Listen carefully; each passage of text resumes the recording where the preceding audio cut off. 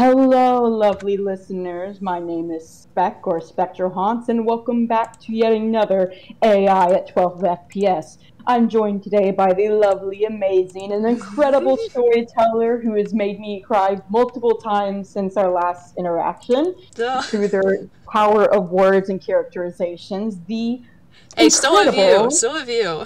You've made me cry.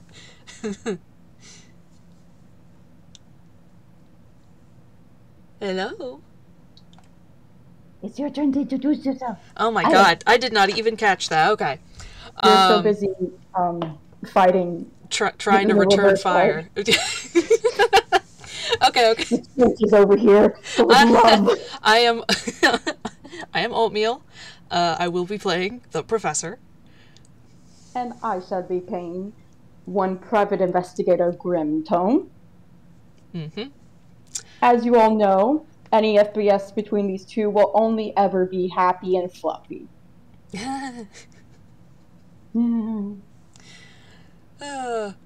Well, this is, honestly, probably,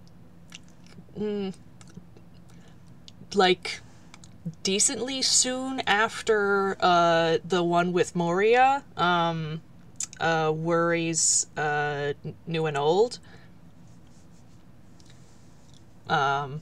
Like whether that's a couple days or a week, I don't know, and I don't think it matters. But like that's the It's a bit timey-wimey. yeah. um, but yeah, I don't think that matters. But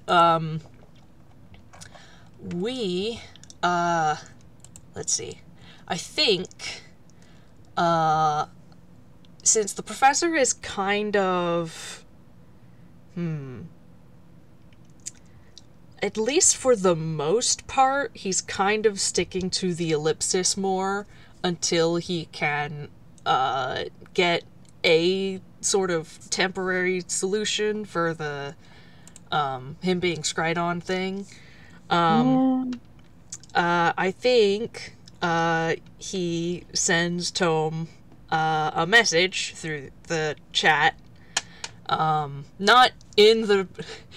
It sends a private message, not in the chat. Group chat just gets announcing 1v1 Professor versus Tony. Oh shit.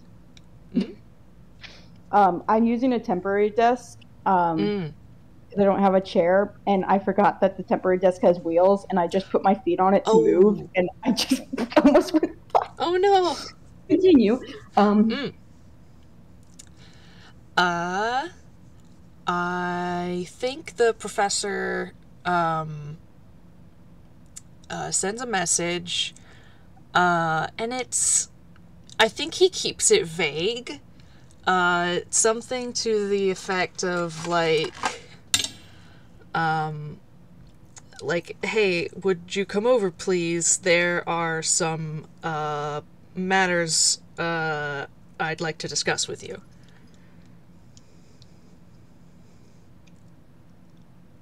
And Tome gets that message. For a moment, he goes, "This sounds like plot. I should stay home." And then he remembers, if he doesn't go after the plot when Professor's involved, it will come after him.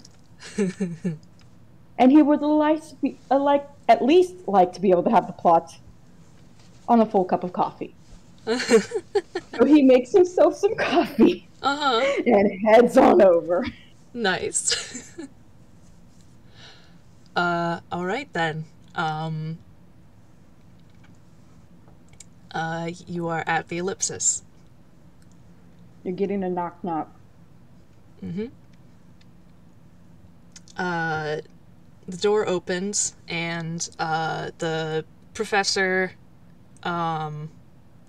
professors open the door. He smiles and gestures for Tome to come in.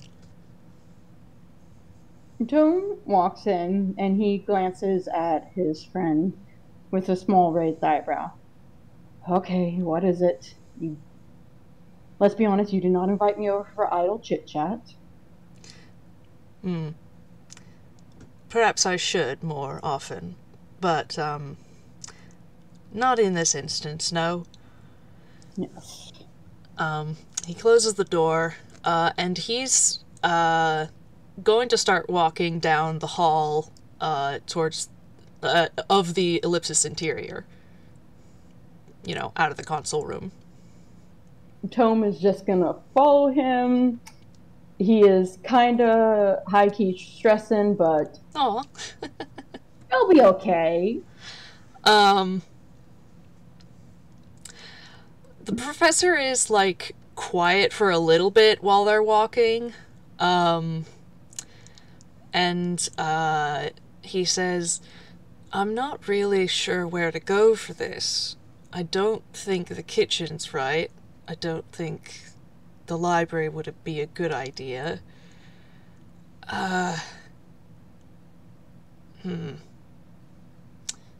Well,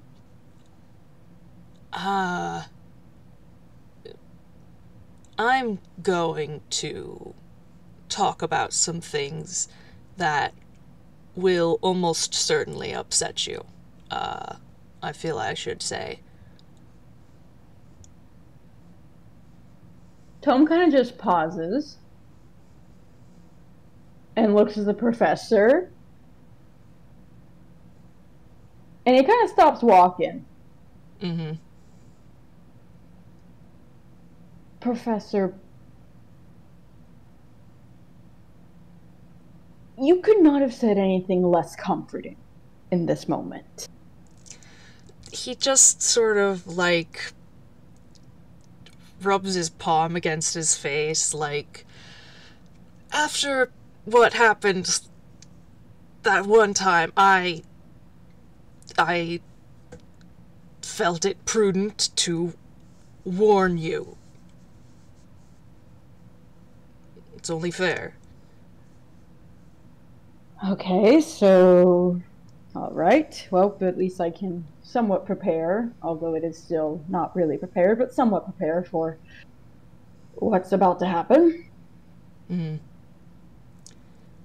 And he's kind of, like, looking, like, down hallways, changing his mind.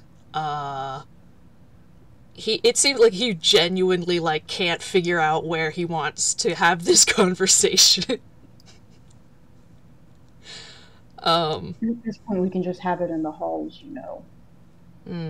I suppose. Well, Tom takes another sip of his coffee. He is just listening with the raised eyebrow, mentally preparing himself. Yeah, yeah. So, the,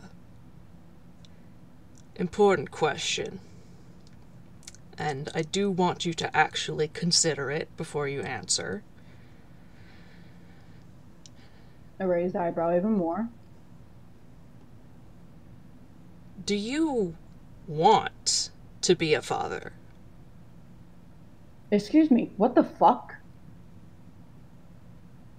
He just keeps looking at him. Sorry, mind my language. No, actually, don't mind. Professor, kindly, what the fuck? Answer the question. Yes. Okay. Are you saying that because you believe that this is your role now?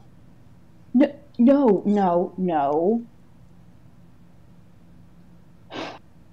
Gods, Professor, it's more complicated than that. You know, no, I wanted to be a father before that was...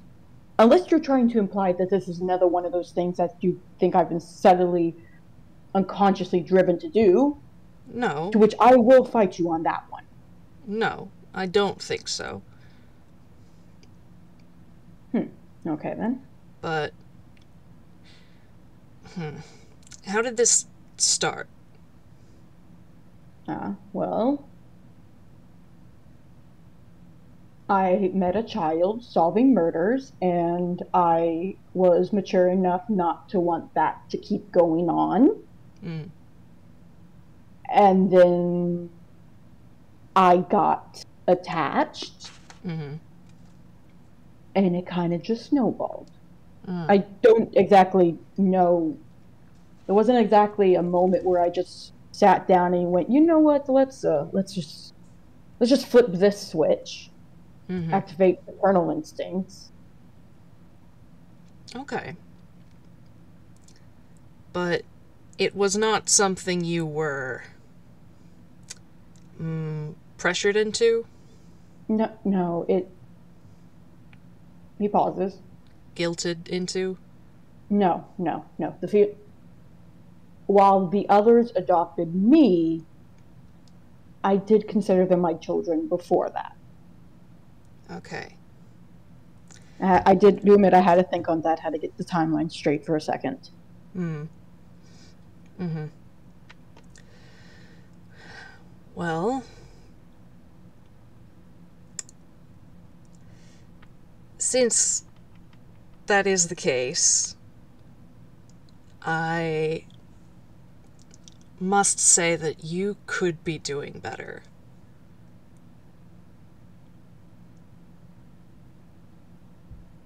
I cannot say what Tome just handed me, and he wouldn't say what he just handed me, but it sure did pass Oh through his head. my! I'm gonna DM that one. Ooh.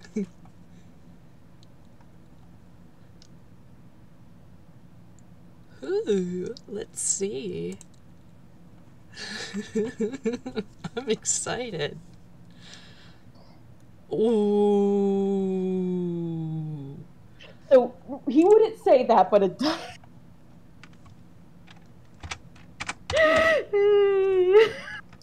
You got. Anyways, yeah, no gallery. If it gets brought up, it will be in a possibly later because Tome would not say what he handed me out Mm. loud. Um, Fair, fair. and I prefer if Tome doesn't say that right away. I will put it in the gallery for you guys to see. But Yeah, here, we can stick that in the back pocket for later. that's a Tome just kind of blinks at that,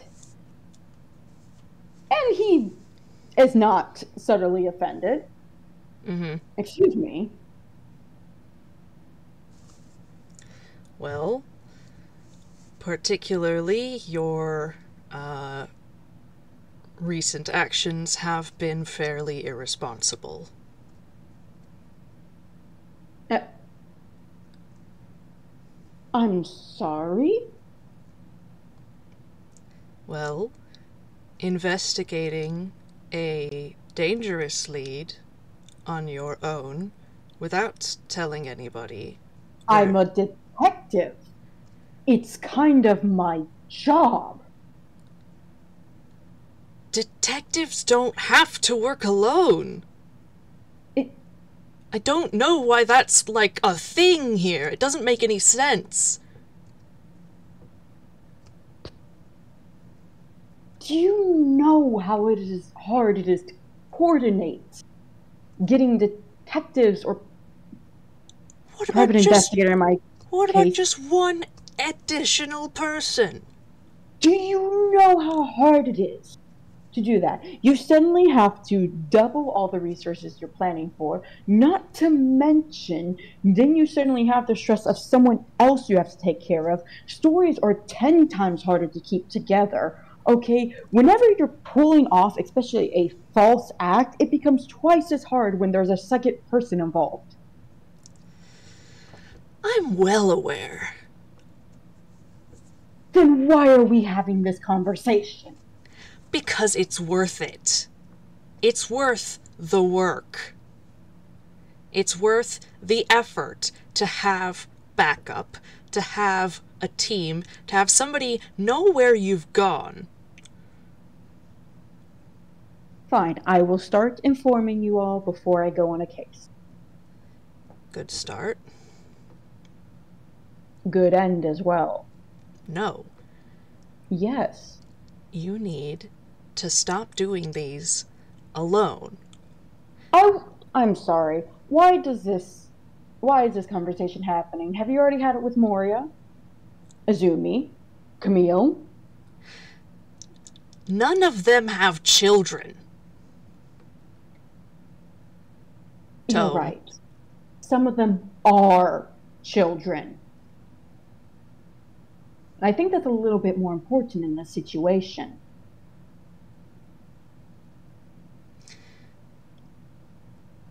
Well, I'm pretty sure Camille knows now. So no, I haven't had to tell him. Okay, that's one. Azumi, well, I've been on several sort of team missions with him. He does well, better than you might You, expect. yes, and you've been on team missions with me. Yes? Are you implying Azumi's better than I am? I'm implying that he has a better hold on the value of a team. And Moria, she has a policy for it.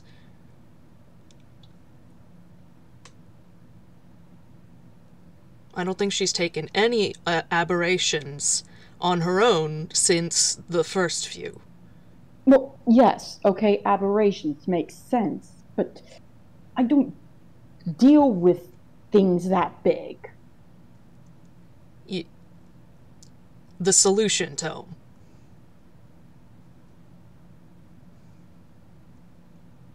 Do you know how many wastes of resources it is and time it is when you have to do this? When you could have two detectives solving two different cases rather than two on just one.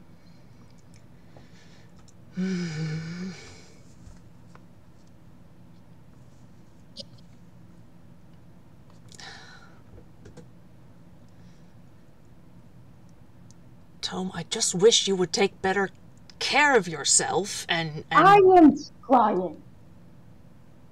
well, I can at least say that much, okay? I understand I've been shit at it for a while, but at least I'm trying now. Okay, but that includes things like this. It's you. Even I don't do this anymore. It gets you killed. Obviously not. I'm standing here before you. Barely. No, I'm quite certain I'm all in one piece right now. Yeah, now. I have been. I'm pretty sure I've known if I lost a limb or two. Okay, Tunes. let's not get pedantic. Just you nearly died twice recently. It happens in the genre. You never actually die, though. And if you do, you get brought back. It's you can't you of all people can't rely on that. there is a small wince of that.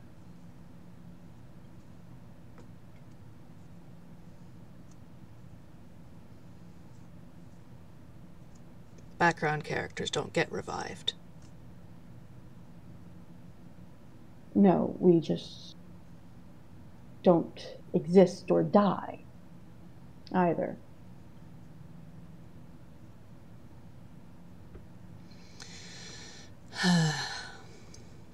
We just appear when needed. Yeah, that's another thing I wanted to talk about. Well, you know what? If you have in your vast library gotten a cure for that, I'd love to hear it. No, I don't. But I do have documentation because there isn't any, and I decided to change that. And he takes a manila folder out of his pocket and gives it to Tome.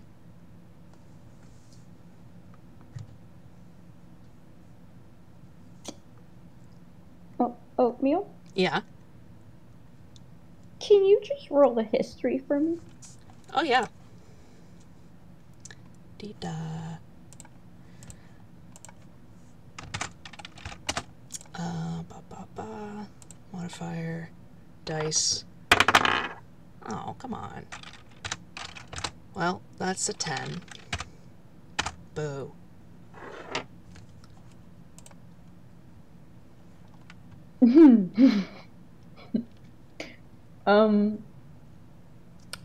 So the professor does notice as he pulls out the paper, it's lighter than it started.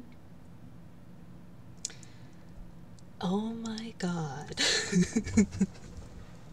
Hi, my name's Spec. Welcome to my fucked up little lore. I think he notices that, and then he's like just about handed it to Tome, and then he like frowns and like opens it, and they can both see it, and then he's like flipping through it, like there's less, and he's just like, that's not, god damn it.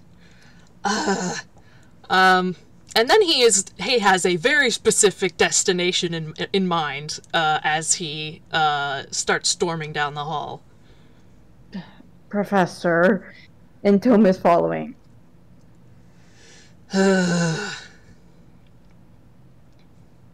It can't continue like this. And it won't. We're working on it, okay? If I can't simply compile what I know, what you've told me, and not have it vanish in my own ellipsis... It's probably just because you've been eyeing well more.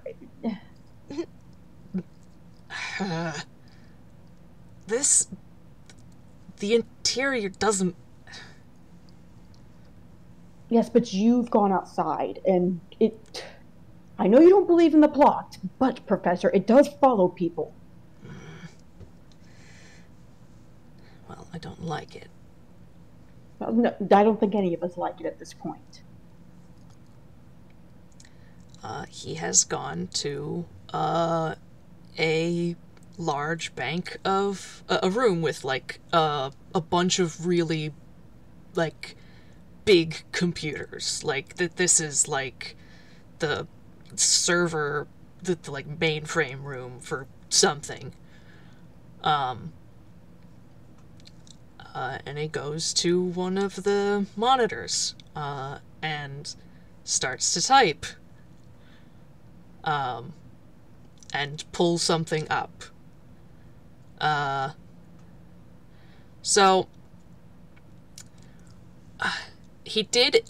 This is a printout that he was going to give Tome. He did type this out. You would have to roll another history. Okay. Because my question is how much is the ellipsis able to retain? Yeah, the ellipsis would roll its own history. Okay, where did I put... Technically, the papers didn't get the professor's modifier on them as much. So the fact that it rolled a base 2 and even with the modifier of the 10 is kind of what yanked those papers. But the ellipsis either rolls well or has a high enough modifier to make it high. It has a better chance of retaining. Okay, well, let me real quick pull up the stats that I started making for her, because they are very... Yeah. Okay. Int and what the fuck? It's really high, Spec. I'm not arguing to it. Do you think I'm just gonna listen? I don't want my boy to suffer too much. Okay. I'm not gonna be like, no, you can't use your high modifier. How fucking dare you? Okay, I'm just warning you. If the ellipsis has a high fucking modifier, good for her. Yeah, she's challenge rating 26, man. Yeah, good for her. Let her have her fucking high modifier. All right, let me roll for her then. Okay. Unless she gets a fucking nat 1. She did not get a nat 1, thankfully. She got a low number, but her modifier is a 25. Yeah, don't worry. Nothing's fucking missing, Professor. Oh, good. I'll probably flavor it as, because I do know the ellipsis tends to be sentient to a point. Mm. If things start to poof, all she'd have to do is rewrite it. That's why, as the gallery pointed out, Camille's been able to avoid this quite well by constantly checking on the notes and re-updating them. Yeah, and it makes sense for a computer because it can duplicate itself like a billion times, and if one of them gets corrupted, it can pull up a different one. Yep. Very nice. Okay, so Professor sees that it all seems to be in order, and just sighs. Okay, well, at least it's still here. That doesn't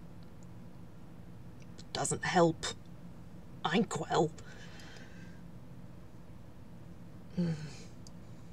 Deep breaths, my friend, deep breaths.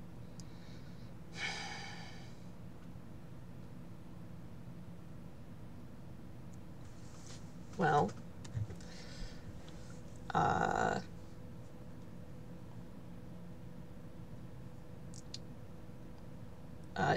he does like gesture at Tome to look at the monitor to at least get a look at what he did have. Tome will. He is genuinely interested, and it does mean a lot to him. So it is everything he knows about background character syndrome, including transcripts of the parts of conversations they had, he and Tome have had, where they mentioned or discussed it. As far as Tome is able to tell, it is reliable to the word, although Professor has the conversation where they were drunk marked as a paraphrasing rather than a quote, because as is noted, the recording participant was inebriated. In addition, okay, that does get a laugh out of Tome. Good.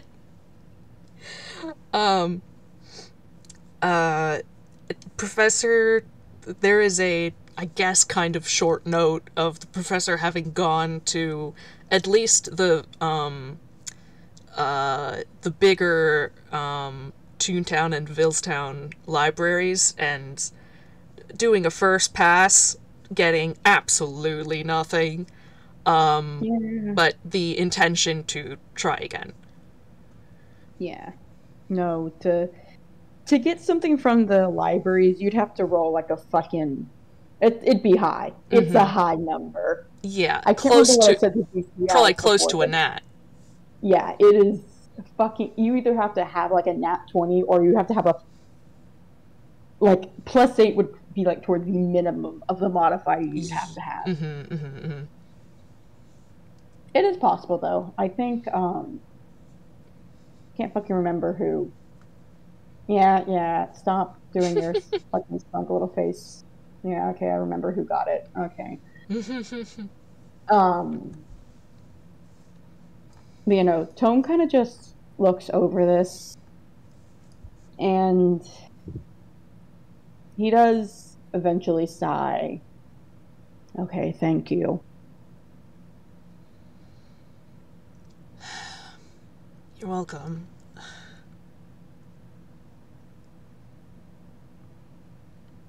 And more people need to be doing this. I don't know who else is, but well, it's not enough.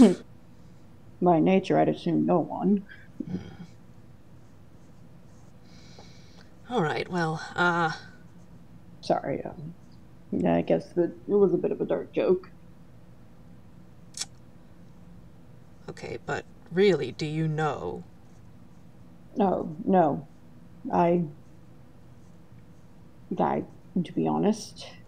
The I I didn't even know about it till the twins told me about it. Mm-hmm. I remember. Have you... The boys. He would have said the boys, not the twins. He would not have fucking outed Camille like that. I keep forgetting Professor doesn't know everything. He does. He does know. Wait, he knows that he used to be our son? Yeah. Although Oh, he knows fuck. him. Although he knows him by Sam. I don't think he ever got that name. Oh, okay, then he does say twins. I had not known that one little thing. Yeah. Nope. That's... Yep. I was still living in a world where Professor knew that he got shrunk but didn't know the Arsene part. Oh. Yeah. Nope. That has been covered with it. So we're good. We're good. Sweet. Okay. I did not fuck up. I'm loving it. Yeah. He looked at their DNA. Like, yeah. Yeah. It's a little hard to cover that up. Mm-hmm. Although they did try. Yeah. Also, sorry about that, Mike. I was trying to stop my cat from eating my headphones. Oh, yeah, no worries. Brain. Okay. Did you tell your... Have you told your doctor? For a start. I believe so. You believe so? I will be honest, it's been a while since my last visit that wasn't the hospital. Ah. And by a while, do you mean you can't remember? It's been less than a year. It's been what? Less than a year, don't worry. Oh, alright. I just can't remember clearly. There was a lot of things covered, okay? We had a lot of years worth of checkups to make up for. Ah. Well, definitely continue to do that regularly, and... I will. And if they start to forget, you can remind them. I will. It's their job. Yeah. I don't know if this is quite, Dr. Everlight's wheelhouse, since it's not exactly magical. I would prefer not to bother her with that. You'd prefer not to bother anyone with it. No, that's okay. Can you think of a good reason?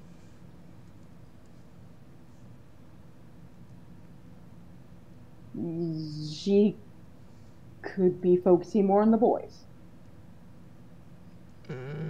They're a lot closer to her expertise.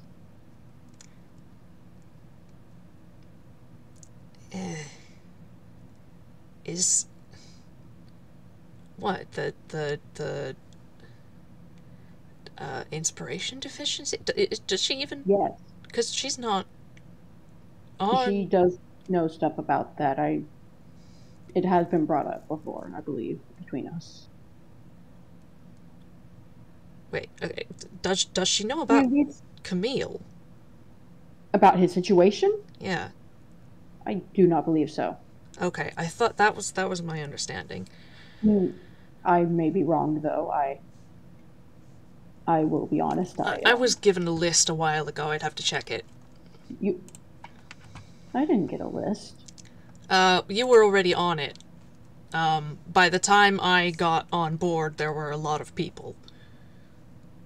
There's a lot of... I'm not surprised, but... Not... Well, by a lot, it's like... It's more than 5. Yes. It's not a lot. Yes, I understand.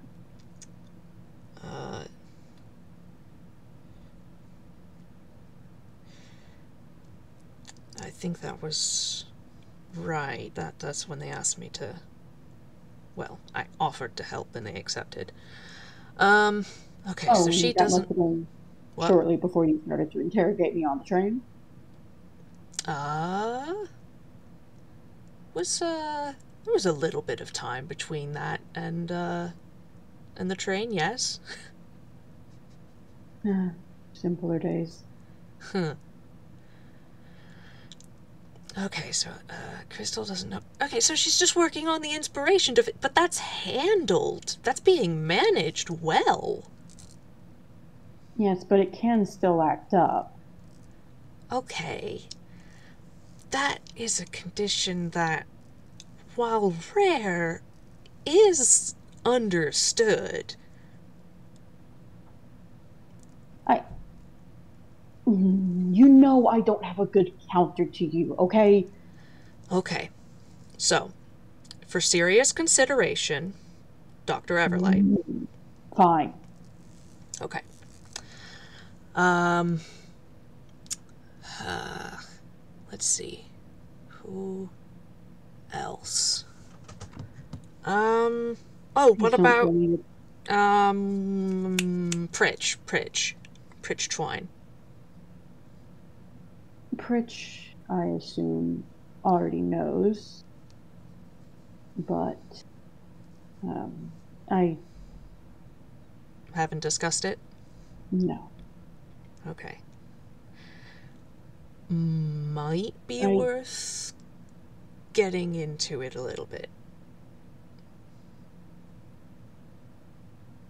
But I don't know how close you are with your oh patron. I'm no we're no we are close. Ah, alright then. I just I try not to worry him too much. He already knows. I wouldn't be surprised if he's got thoughts on it himself, but I since he does already know pretty much everything I know half the time, um, I try to keep our interactions to a bit more positive stuff. That's nice. Um, that is a Yes, I can actually have a healthy relationship, Professor. I know you're so surprised right now. no, I'm saying that is not what I'm saying. I'm saying that that's a nice sentiment that comes from a place of care. But you think it's wrong. Yes. I think that at least one out of your several nice positive interactions should involve a little bit of seriousness and perhaps even negativity, as long as you address it. Okay, I will consider it for future. We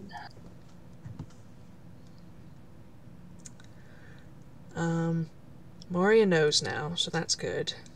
Mm-hmm. There's a small glare at that.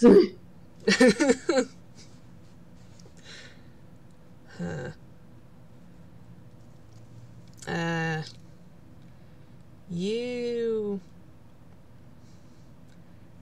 you haven't looked into therapy, have you? I've been meaning to. Mm-hmm. It's it's a lot of work, okay, to find one and for it to. I know. That Okay, that I understand. I'm a fucking alien. I'm still processing that. Yeah. It's I understand that it is difficult to find people who are trustworthy. So, I'm not going to get on your case for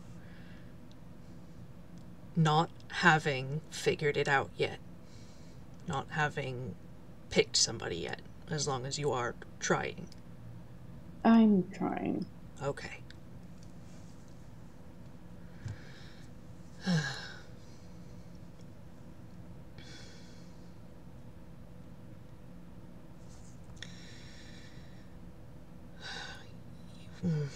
While we're on the subject, you mentioned that you seem to have switched roles, or started to, or maybe did. I don't know, okay? I haven't been failing cases. In fact, I'm doing decent. People are actually paying me. I Did you used am to? getting cases. Did you used to? Hmm? Did you used to fail cases? Yeah. Consistently. I see. Those years with Sebi were kind of the exception. Huh. I honestly... Yeah, I know you didn't see it. Well, you met me after. Yeah, it's Talking a bit better. honestly kind of hard to imagine now. Not really, especially if you know how it used to be.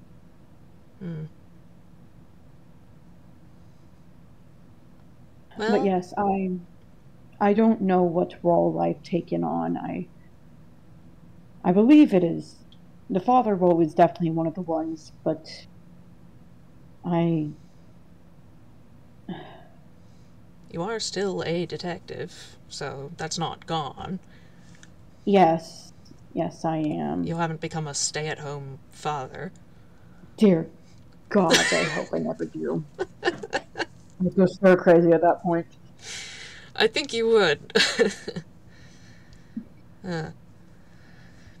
No, I'm still a detective, yes. Uh,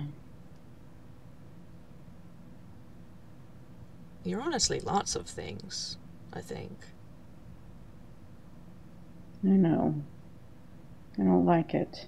Why not? It doesn't feel right, okay? Why doesn't it feel right? Is that...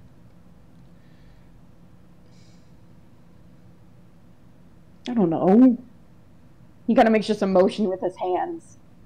right?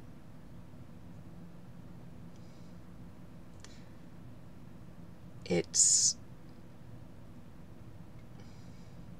I suppose it's normal to get overwhelmed, but it is also normal to have many facets, many masks, as they would say in Yedo.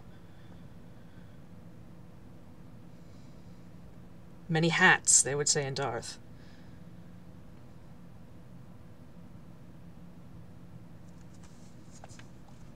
Yeah, I know it.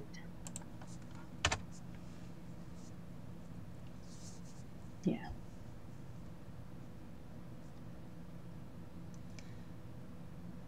So, Guess I'm just waiting for whichever one takes over.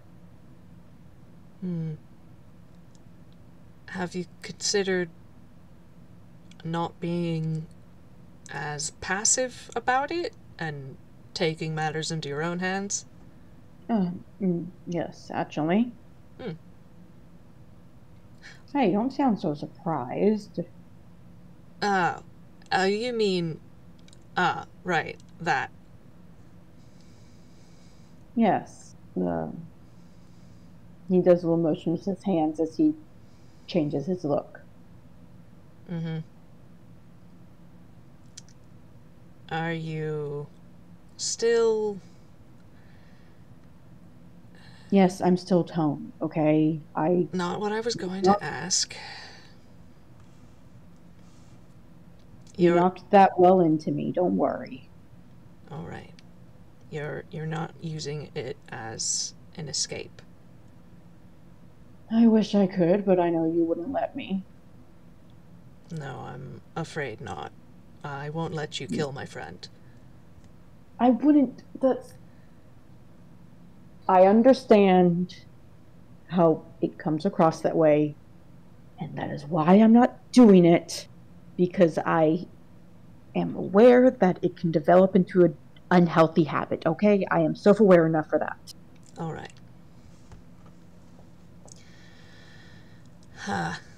Well, Especially with my case. right. Your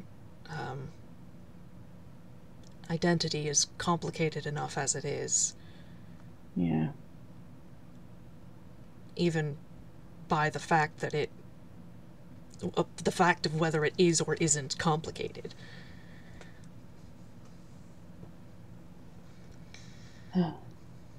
Yeah. But there is a way to do it. To wear different masks in a healthy way. Oh, I'm aware. Trust me. It's just definitely not something I'm used to being the one doing. Ah, well, you could ask for some help.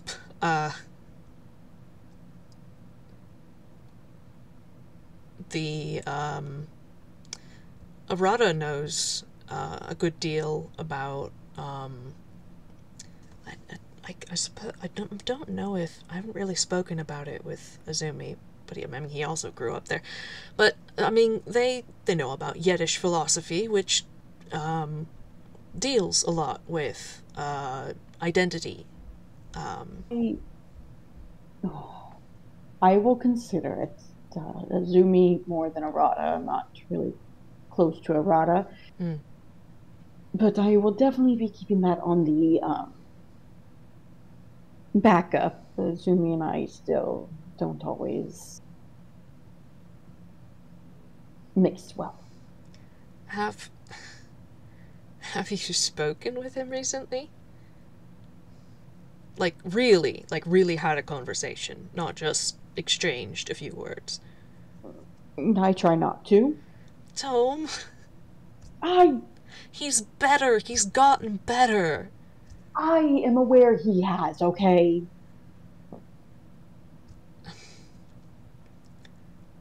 I I'm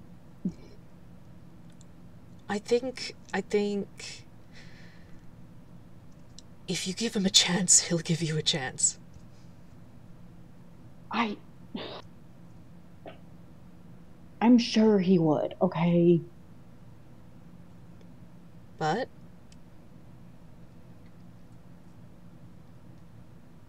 I'm scared. All right, Professor, that is the core of all of this. I am scared, okay? I said it. okay, scared because I'm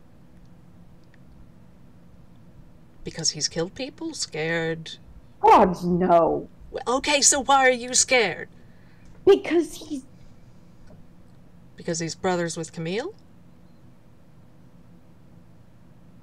he is making like a little fist. He is trying so hard to word it. I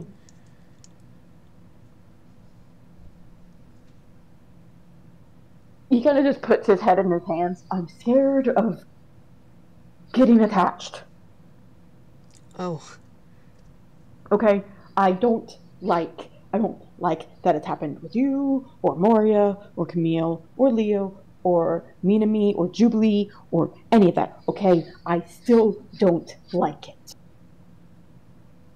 I know it's a good thing. I know that it's better for me. And gods, I am trying to do it, but it does not make it any less terrifying, Professor.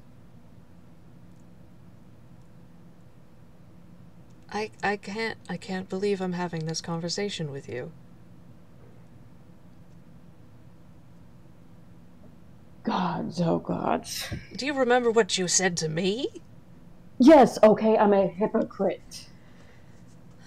Everything I've ever said to you, never once ever think that I apply it to myself, okay? I wish I could say I do, but I don't. And the only reason I was able to have that conversation with you is because I know it from personal experience. I know how fucking terrifying it is to get attached to people because I deal with that every time. Okay, well, then let's try and apply it, because I have, since you told me off. I've made an effort. I'm trying. I am making an effort, Professor. Do not worry. Okay, but you can also just don't get in your head about fearing it. Just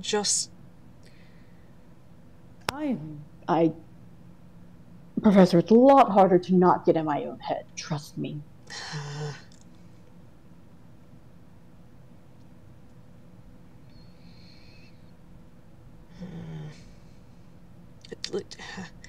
you could. Okay, you're scared of getting attached. Scared of. When in doubt, just assume I'm scared of it, Professor. I'm thinking. There, no, that's my role, I guess. The scared one. Stop that. You're not. Are you kidding? No. He puts his hands on his hips and just gives him like a look. I am terrified almost every moment of my life. Just because I can do things that go against my fear does not make me any less scared. You're allowed to be scared. Everyone's fucking scared. You're just... The fact that you don't give in to it is what makes you strong. Yes, okay, but... yes. Fine, I'll accept that. Okay. He's got his little arms crossed, a little pout. Uh-huh. I mean, for star's sake, the thing with the vampires.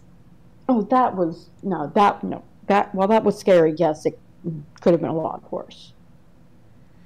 But for me, I know for you it was pretty bad. What I'm saying there is that I was the scared one, and you were very, very cool-headed, generally speaking. There is a small smile. Well, one of us had to be, because you, like you said, definitely weren't.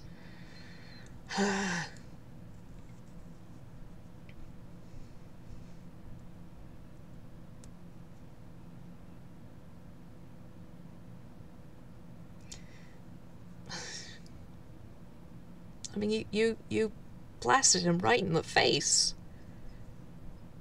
No hesitation. Did you?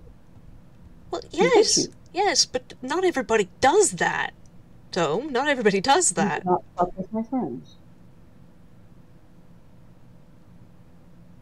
Okay, that's a trait to be valued, Tome. Thank you. That's hard to find in people. You haven't. Well, thank you. But I just mean as someone who's met a lot of people, it's... Well, then you've met a lot of assholes, Professor. Yeah, maybe I have, but... I'm sorry, the way you said that oatmeal got me. Keep going. But it still does not change the fact that that's...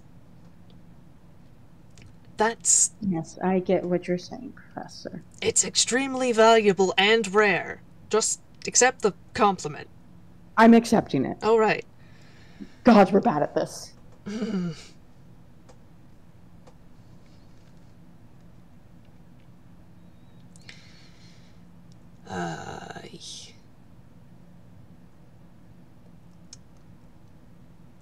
So, no, you're not the scared one. And you're not... You shouldn't... Don't beat yourself up too much about being scared of getting attached. I was, for a moment, There was honestly, a raised eyebrow at saying it was for a moment. terrified of getting attached to Izumi, specifically, who I was very fond of at that point. Simply because I didn't...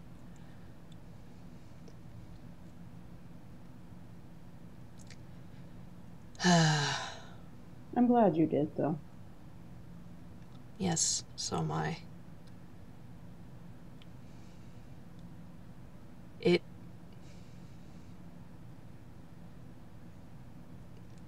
It did hurt when things happened. When... You know, that's one of the... that's part of the fear. Is that... Yeah. It'll hurt too much. And it did hurt a lot. But I went to a friend, and a friend who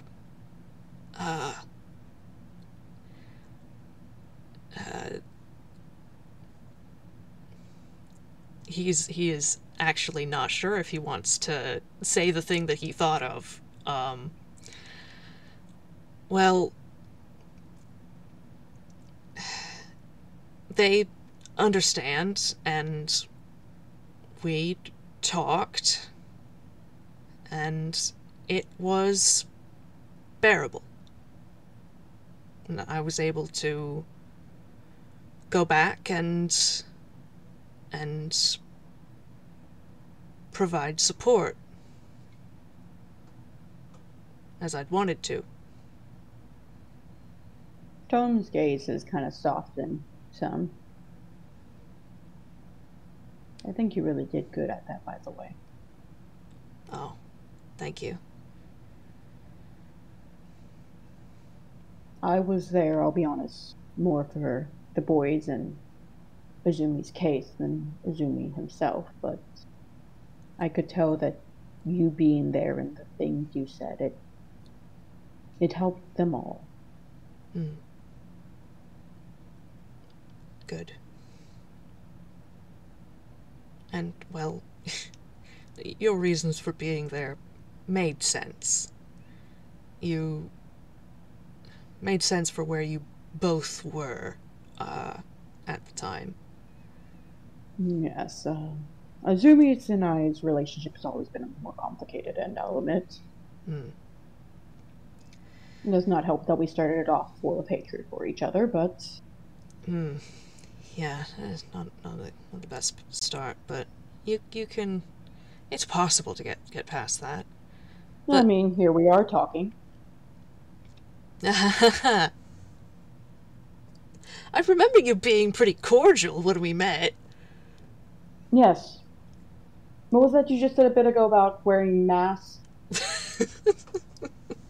Professor, I say this very kindly. I did not trust you the slightest bit when we first met. Aw. And it was ironically not until the vampires that I did start to trust you. That's... He's, like, not sure if he understands that. I have a feeling Tome kind of catches confusion and just laughs. On the train, I did not know if I could trust you, because you were getting involved in two separate cases that were very important to me. However, unironically, during the vampire incident, you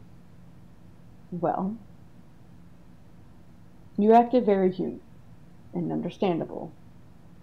And I was able to understand you more from that incident, which meant I could trust you more. It's easier to trust a dangerous man who you understand than it is to trust a kind man who you don't. Kind people can lie. But it's better to have the truth, even if the truth is a little ugly sometimes. Thanks. I was just saying in general, but I mean, if you want to apply that to yourself, then.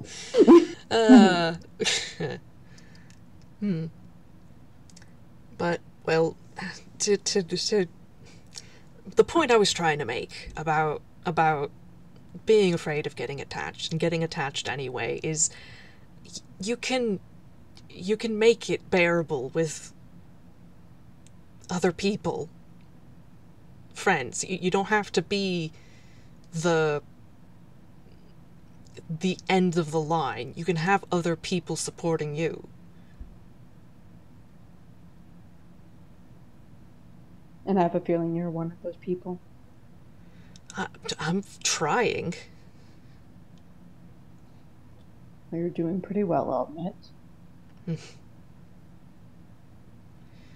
Okay, I'll talk to Izumi.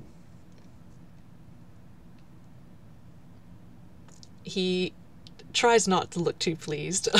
If you do not wipe that smirk off your face, I will take it all back right now. He just, like, puts his hands up, like, alright, yeah, alright. Your ego is already too big for your own skull size. We do not need it any bigger.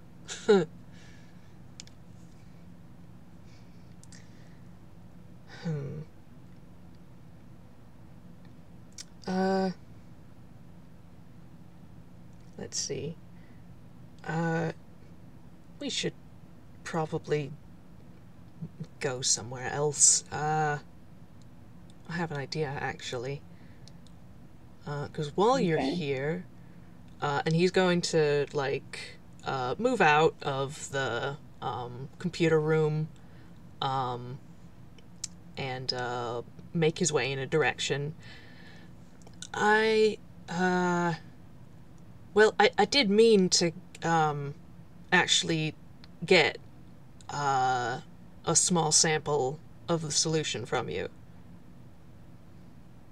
No. What? No. What do you mean, no? I'm sorry, Professor. I do trust you a lot. But no. And his face is serious at that. He just looks confused. How am I supposed to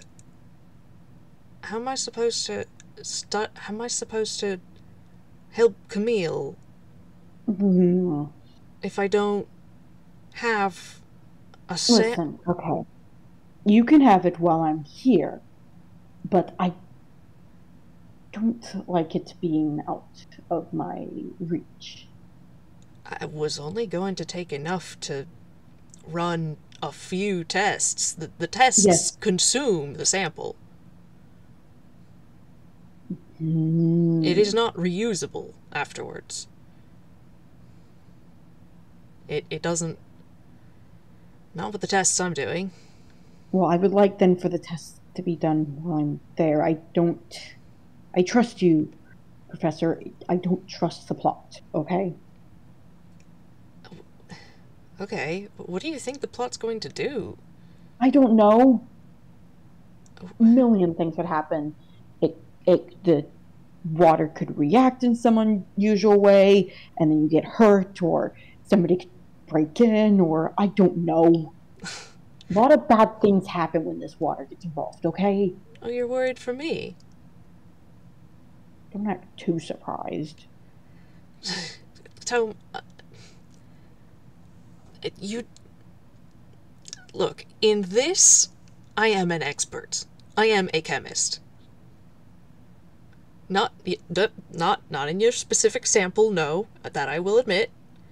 But I know how to be careful. Oh, wait. Shoot.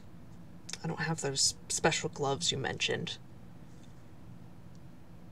Darn it. You wouldn't happen to have any, would you?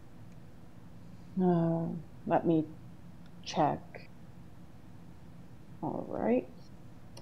Because if I can put it into a container, then I can just... He kind of digs in his hammer space for a bit before he does pull out 2 pairs of gloves. Oh. I picked him up from the other professor's lab when I went to deal with the aftermath of his demise. Mm-hmm. All right then, that covers that. Good. And he will lead them into a laboratory, which it is not the like med lab portion of the sick bay, or med bay, whatever. This is like a proper separate laboratory, specifically a chem lab, and it has many kind of weird looking, squiggly, swirly, bulbous, glass. Really wobbly. Yeah, like glass fixtures with some of them with some sort of fluid in them, some of them empty. It seems like some of these just are kind of on like a constant simmer. They're doing something. You know, it's not like it's something left abandoned, but like that's the state of it. Tome kind of looks at it and just goes, I almost feel like I just changed genre stepping into this room. Well, what genre is this? I can't tell if it's science fiction or horror just yet. Well, I hope it's not horror. I cleared out, let's say, Toon unfriendly solutions a while ago. What does that mean, Professor? It's a chemistry lab, Tome. It's actually very easy to make dip if you have the materials. Tome is looking at you like you just grew 5 extra heads. He's just like, I am a professional level chemist, so I have the materials. I am so glad that you're not of evil alignment.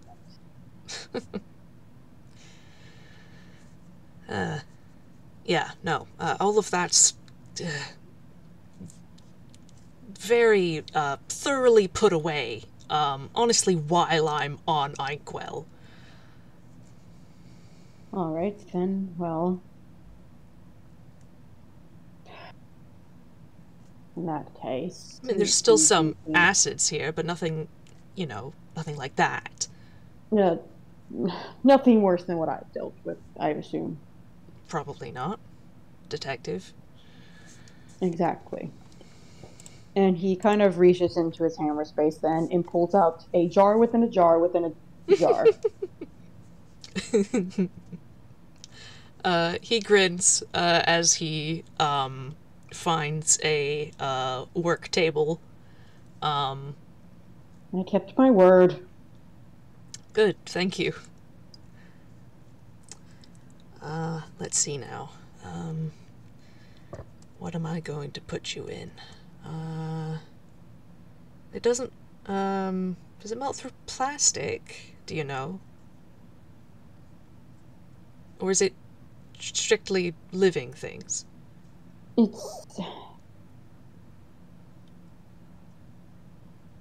To my knowledge, it is almost entirely anything that comes from an organic compound. But it... Well, cork is out then. Yes. It can... Sometimes, if something is made of ink, it can go through that as well, but that's less common. You're not going to find much of that here. Good. In that case, I guess it just depends on how much the universe wants to fuck us over. He shrugs. I'll try one of the more reliable pieces of plasticware, one of the more reliable pieces of glassware, and put it in... Do you have any water, by the way? What? Oh, yeah, plenty. What, do you want deionized or, Any Millicue will or work. what?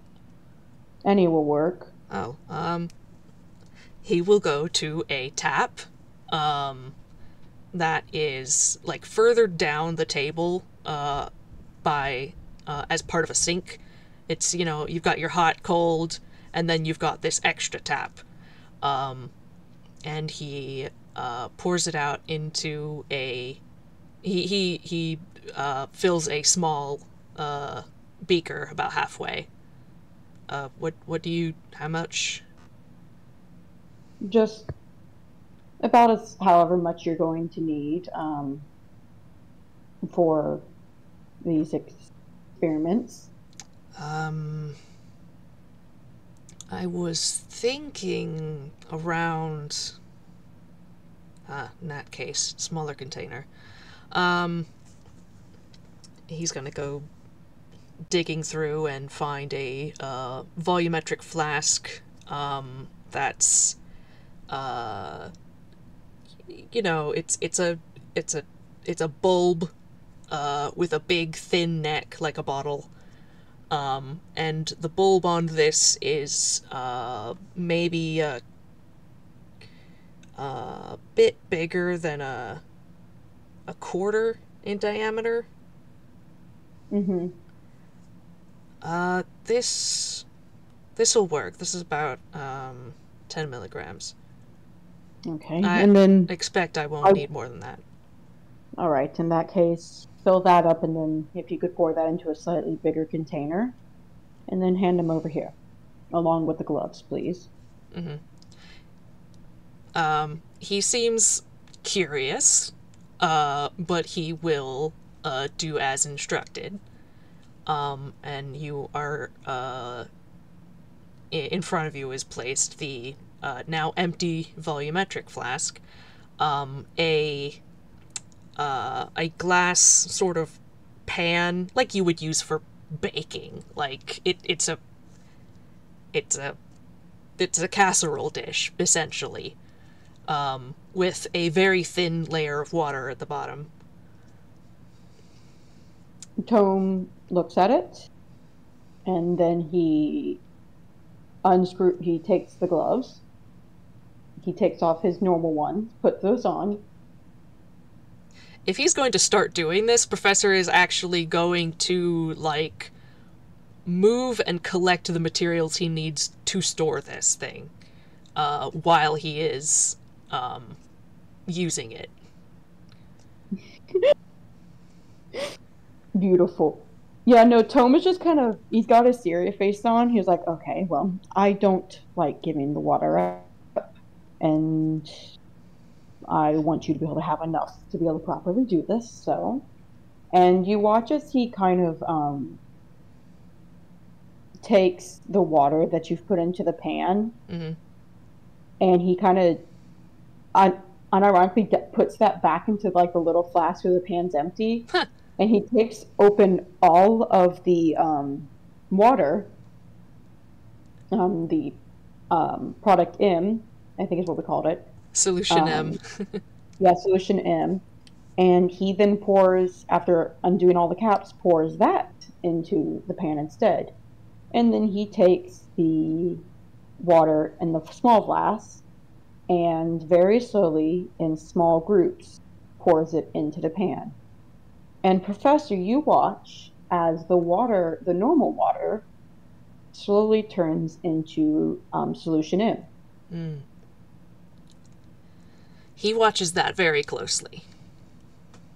After that's done, Tome extremely carefully pours back his vial full, puts that up, puts it in the little flask, Mm-hmm. tightens it, hands it back over to Professor, and then hands the gloves. Mm-hmm.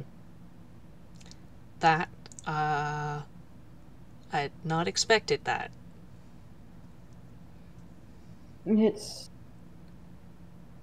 I was surprised too, but it is the most effective way for me to get more. Is that how there's a whole lake of it somewhere? Yes. Well, because it is, yeah, Professor will put on the gloves, as well as a few other pieces of equipment that he described in the other FPS. He's gonna he's gonna wear a lab coat and safety goggles and a splash shield over his face. And honestly, additional gloves over these. And goes to, this is how you do science, man. I don't know what to tell you. Goes to a fume hood. The reason this is funny to me is because Tome is just standing there. Yeah, yeah.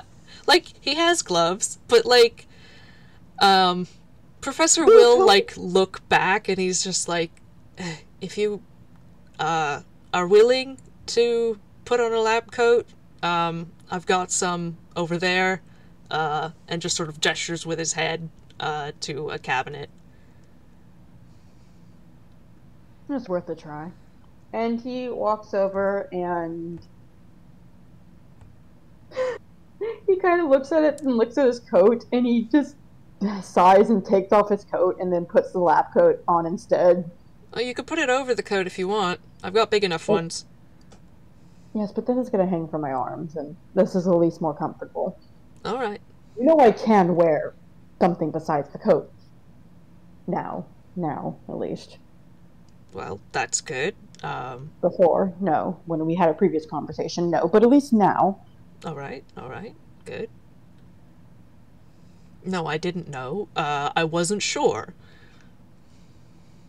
I wasn't certain which rule of Toon logic applied to you in that specific case. Normally it is the logic of I must keep my design, but because of my new disguise spell, I have been managing to actually have some variety. Very nice.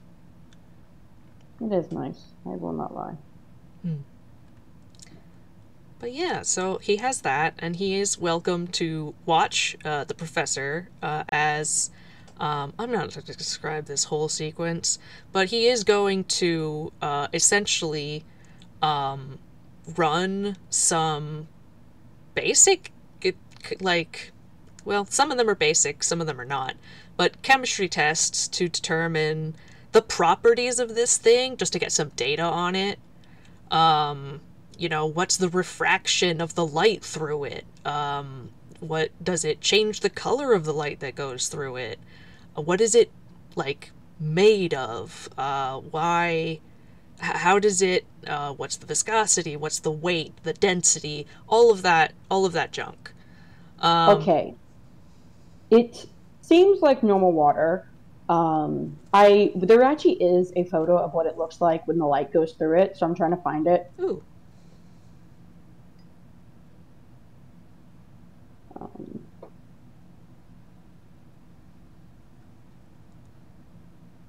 Like, there actually is a location there's underground, so I'm trying to find it.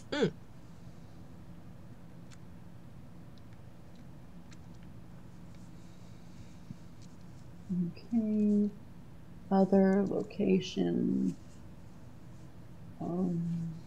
Okay, there's two different photos that show what it looks like.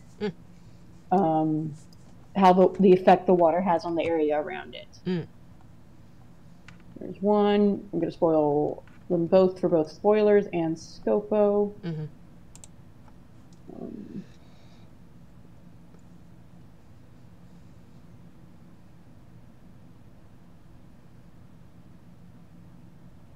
No, the other one's not Scopo, but I'll still spoil it for Scopo. For spoilers.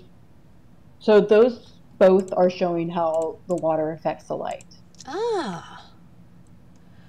Oh. So it kind of turns everything into a slight rainbow almost.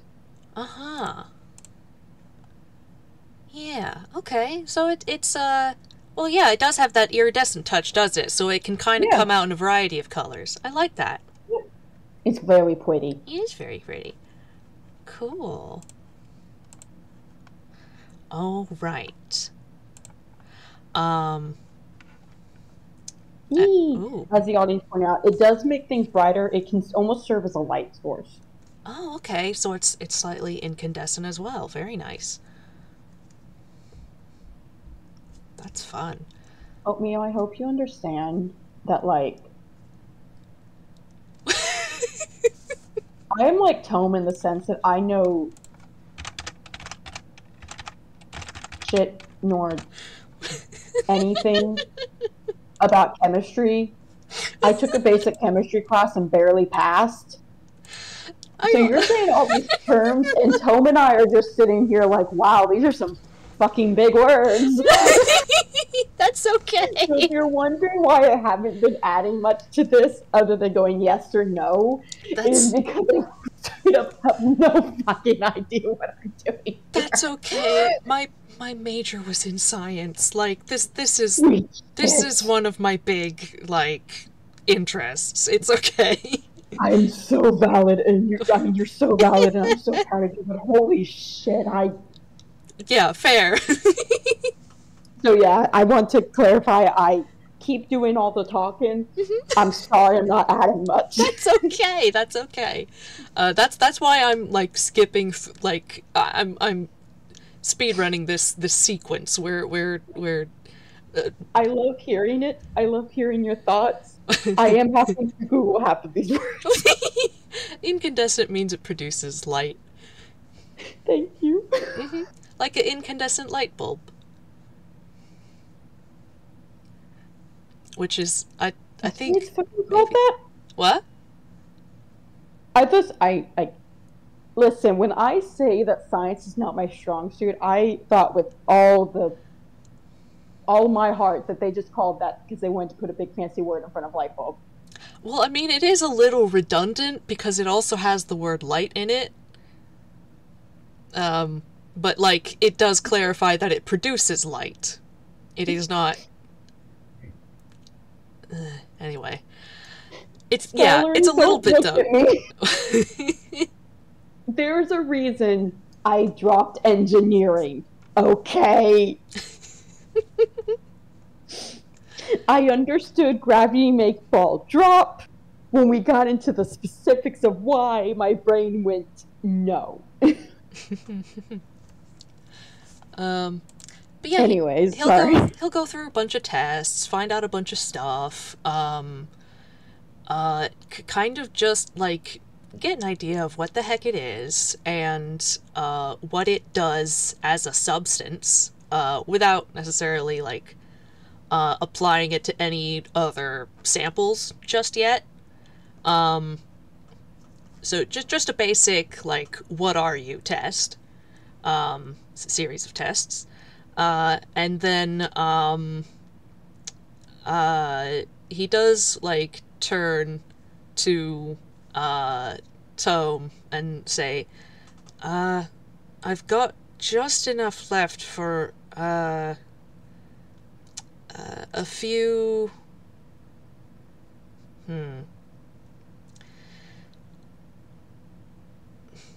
I've got some samples, some tissue samples, and I wanted to see how they would react. They're not alive, but Okay, they then. are non-living tissue, something that used to be alive. Okay. All right, just to sort of see how it interacts with more organic materials rather than synthetic. All right. So he will take the very small at this point remaining amount of what he has and just kind of spread it out over a few different test tubes, and each in which he places a tissue sample. Some are plants. You know, it's a piece of plant. Some are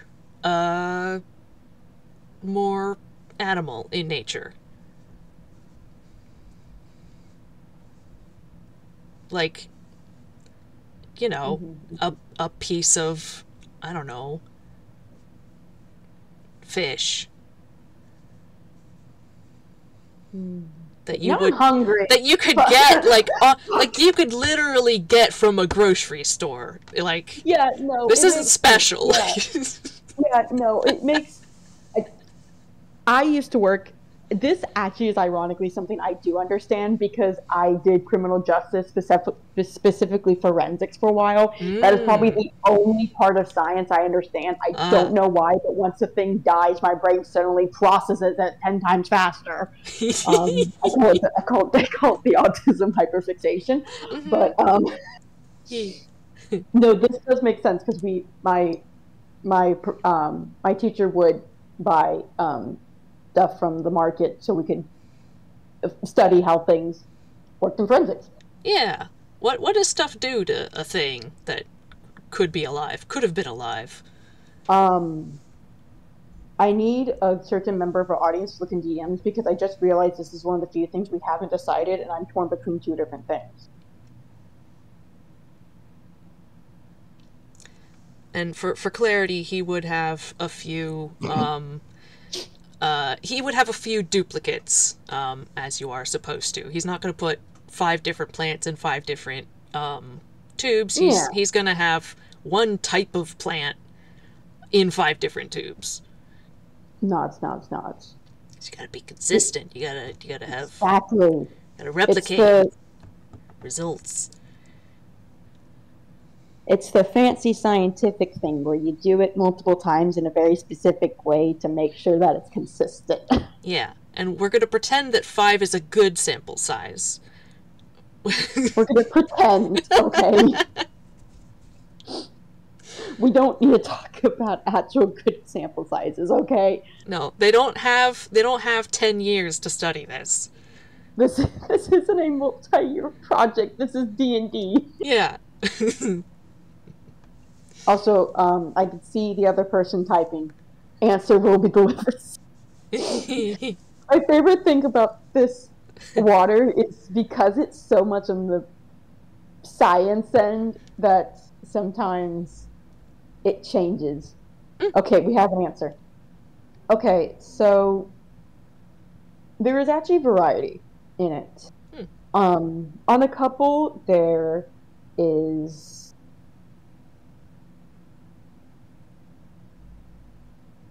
and it's random. It happens orbit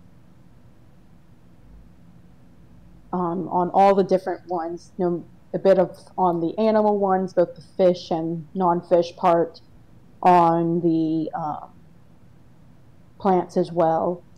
With some, nothing happens at all. The water just kind of sinks into it. And then on a couple, it starts to crystallize before slowly starting to dissolve until it's almost like a fine sand-like powder. Ooh.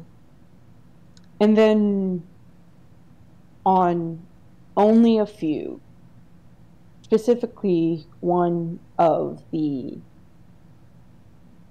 because it says like things you get groceries, so I'm assuming there's like you could get a hairless.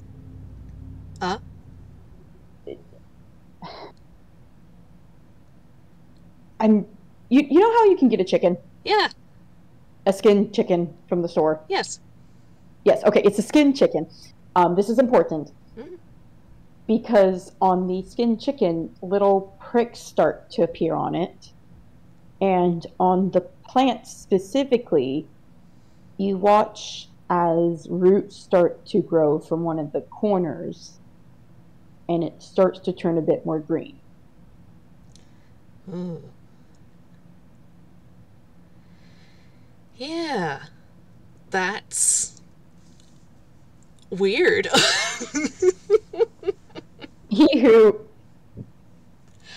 We get to enter some of my favorite parts of the fucked up water lore.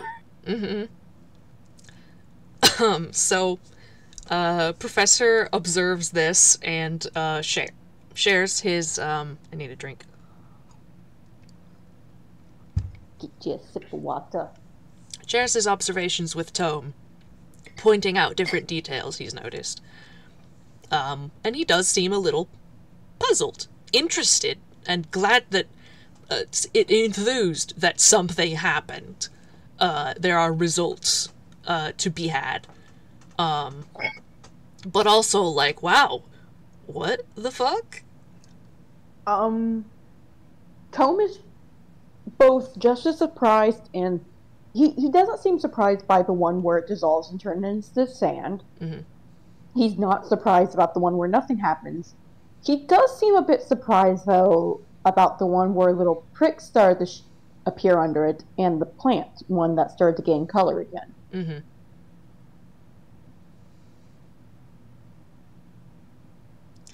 This is very strange. This is...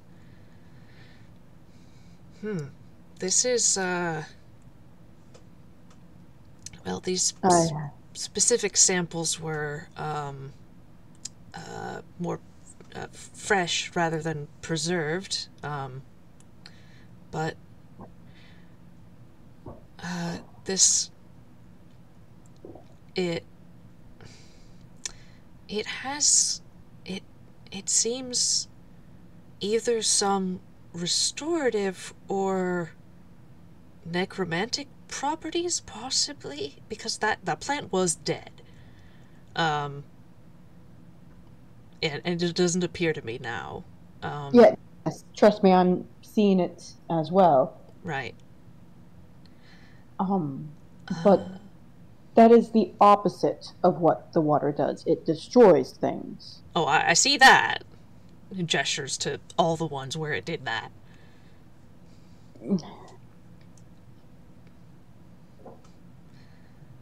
But okay. But it has also done this other thing. Yes, I see, Professor. All right. Tome is looking very confused and shocked right now. Mm-hmm. This, perhaps, it's only in a small number of them. This could perhaps explain why it didn't, work the way it usually does with Camille.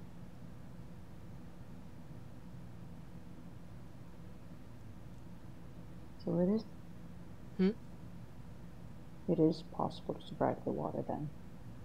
More than just once. Yes, I don't think it was just because what he had was a mixture. It does seem possible with Solution M as it is. Tome's getting the distant look again. You're, thinking of her. Yeah.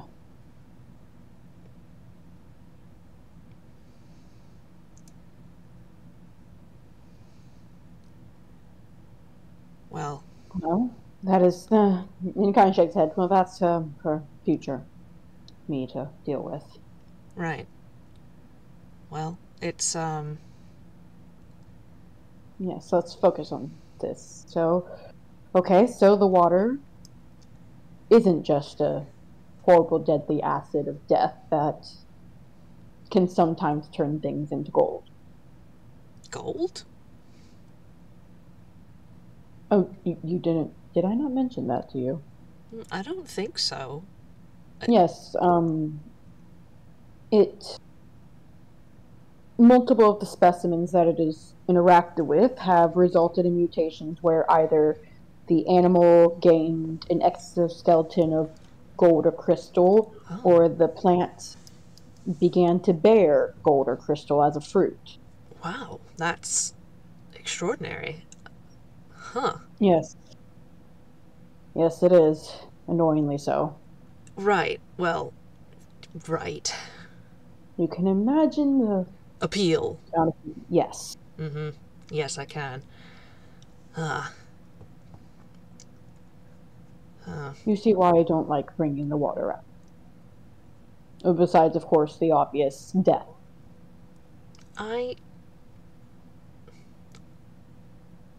He just sort of, like, tilts his head one way and the other, like, I understand that this is something that is best kept under wraps. Yes.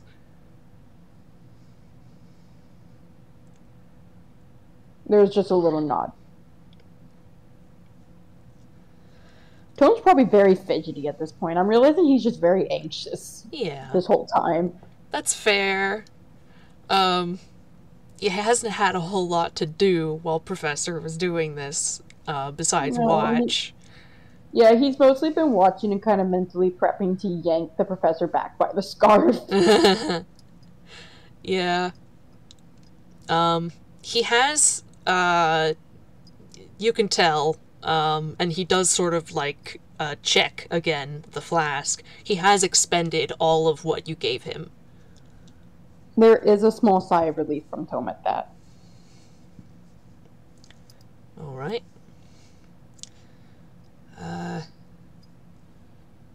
Well,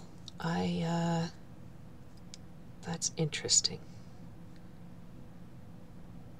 I think since I want this to have closure for Tome, and I think honestly, Professor would like,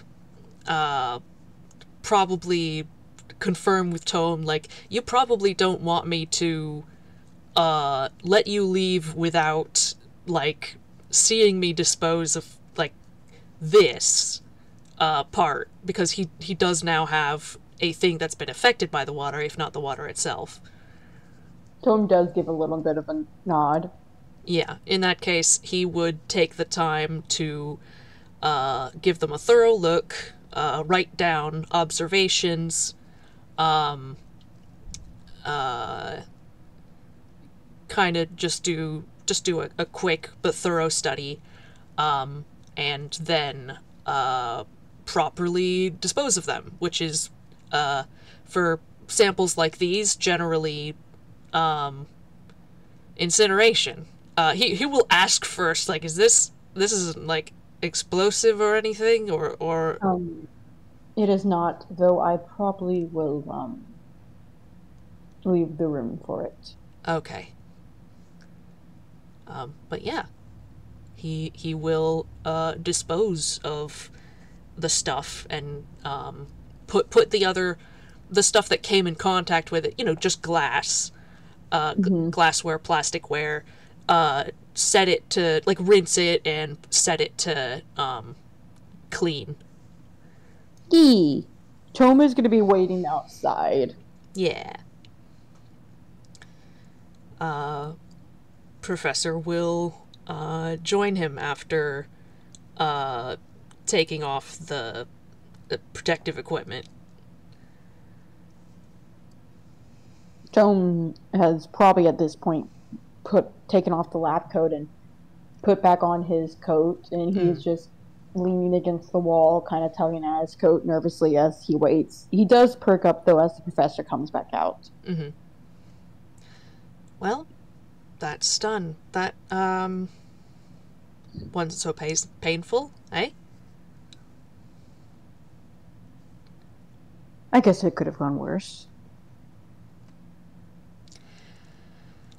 Well, this is extremely valuable information. I won't lie. This is good, Tome. This is progress.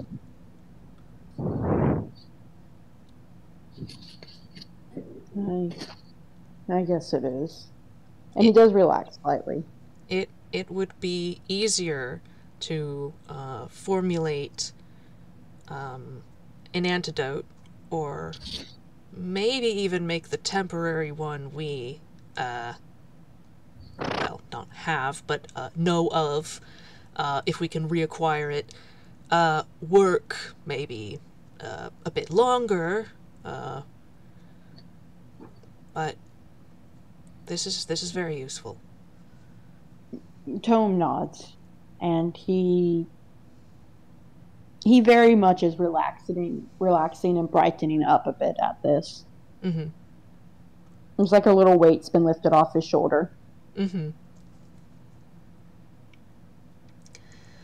Well, that's good. I've been meaning to do that. But yes, I can, I'll have a little report for for Camille of the relevant details when I Yeah, next see him. I know it will mean a lot to him, this chance of hope. I can give you a copy as well, if you like, for... Tome shakes his head.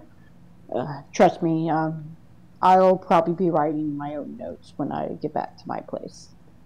All right.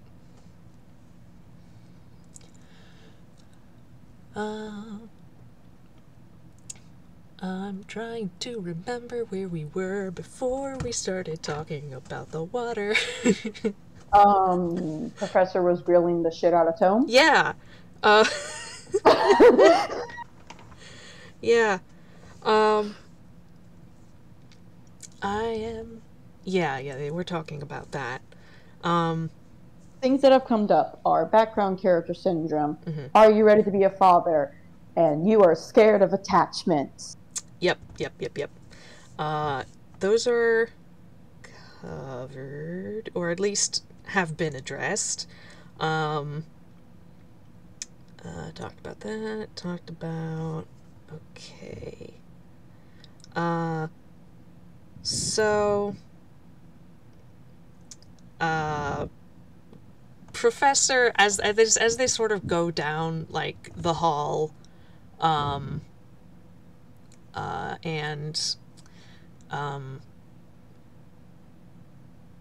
think Professor is deciding where he wants to go next.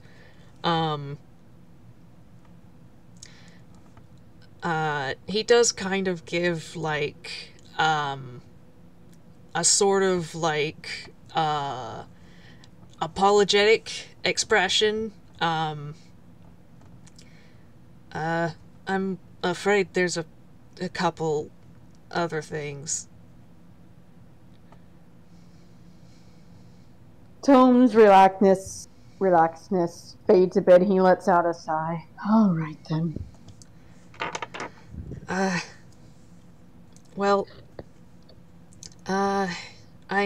we may have talked about it, but I wanted to specifically ask, you mentioned that you had a habit of running away from your problems, and after thinking back, I remembered what you tried to do after I came back from the past.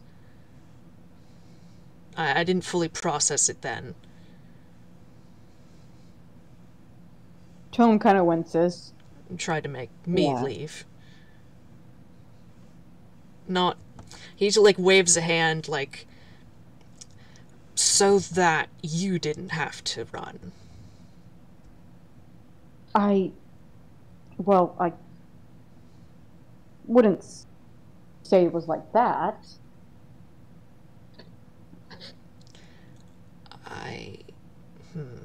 How did you say it was?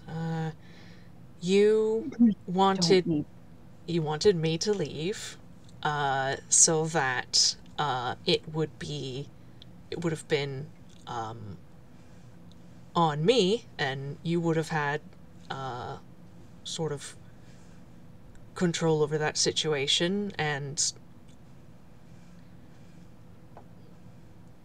something to that effect.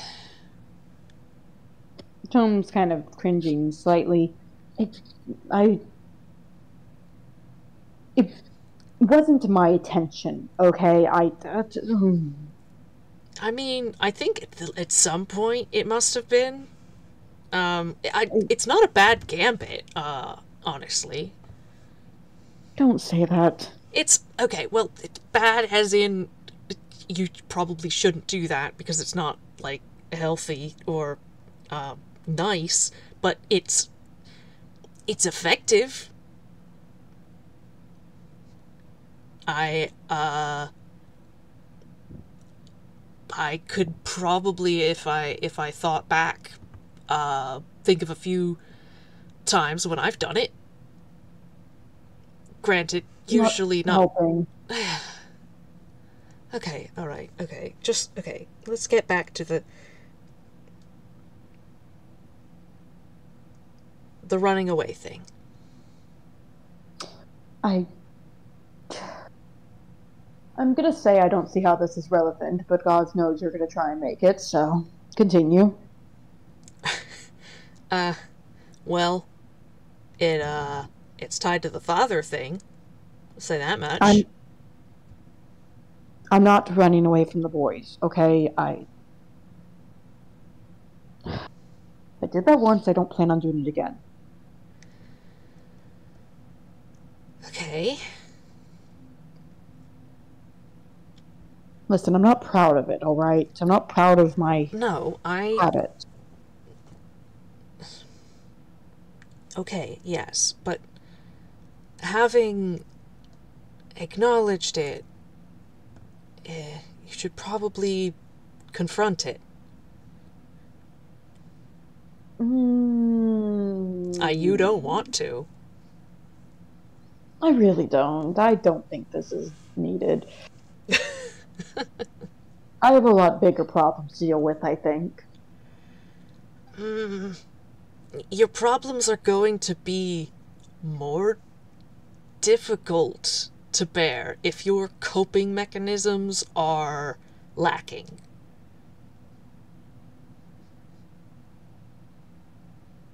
If we can improve those, it will improve the other bigger issues, or at least how you're able to work through them. See, that...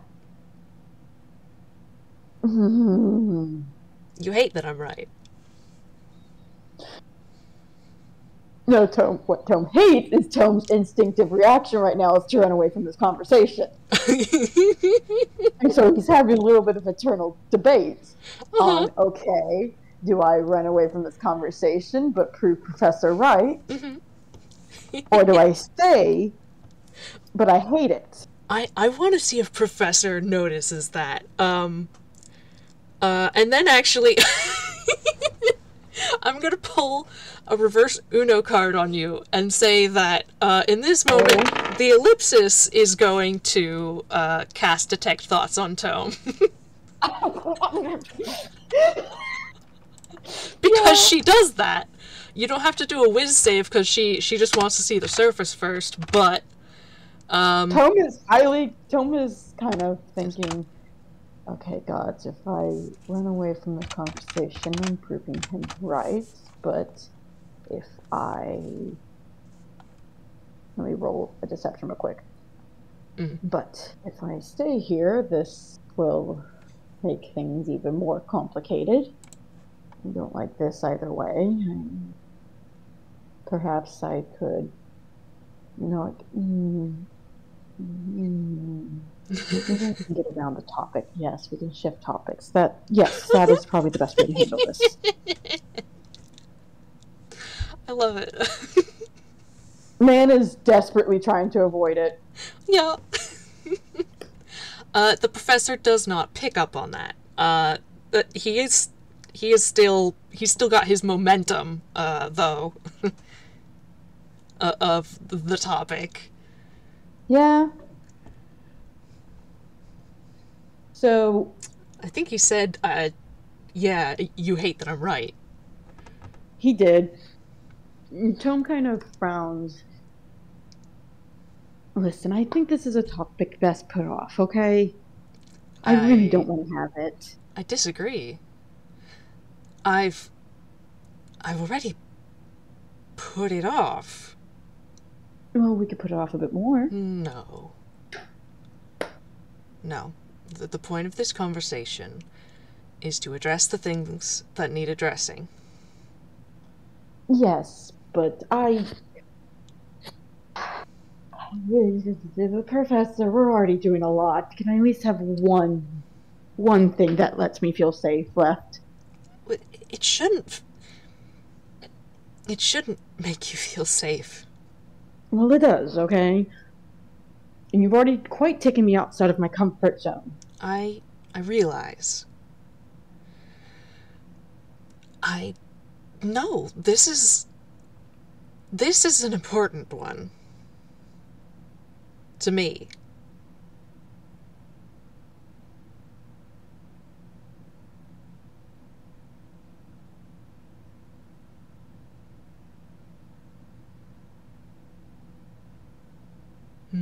I don't like it. I realize you don't like it. Oh, you mean you don't like... You're answering the question? Yes. Okay. I don't like the thing either, but I'm working on it, okay? Well...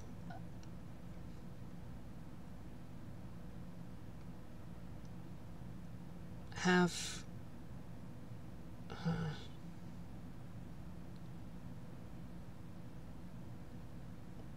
I don't like dwelling on it, okay, Professor? I know. Have... This is partially about that, partially about what we previously discussed, fear of getting attached. Have you gone through with the paperwork? Found family paperwork. I've been meaning to. I have been meaning to. I actually already got permission from the boys, especially Leo's technical closest to a legal guardian, and, well, I just have to talk to Moria, but I don't think she'd mind. I'll be honest, I've already filled out all the paperwork. He has a different legal guardian? Moria technically helped take over Camille's when he first came, since, well, Camille didn't exist. No, I think I understand why they don't have the same one. Leo has a... who? Someone from their, birth mom and aunt. Another detective, actually. Oh. Her name's Lynn. Very sweet. Oh, Lynn! Oh, okay. You know of her, then? Yeah, I know of Detective Lynn Stagehand, yes. Yes, she's very sweet. I've luckily already been able to talk to her and get permission from her. Ah, good. Jubilee, I have done nothing of the sort, because personally I cannot stand his father. And, well... I mean, I don't think it's necessary. It's not required, is it? No, but it's a very good sign of respect. Well, yeah, but if you don't respect him... Yeah, true. I might go ahead and just go ahead with Jubilee's, though it will be a little harder because Jubilee kind of still has his dad alive, and they're still in contact. So that part of the paperwork would be a bit more complex. Yeah, with the boys, it's easy. In fact, I could probably even fight for custody over the boys. With Jubilee, it gets into a lot of complexity. Technically, Jubilee is old enough to choose his own found family, and as such, could sign off on his end of the paperwork. Yes. To make up for the fact, or for any reason his father did not agree, but it's quite stressful, so I'm working on it. And then Me has been such a recent development, I actually haven't been able to work on her paperwork yet. Oh, well, yes, no, that I wouldn't have expected.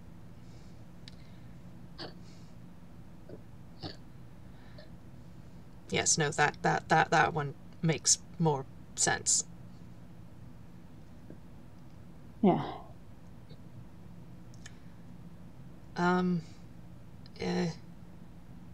In that vein, you still live in Toontown. Do you intend to continue doing so? Yeah.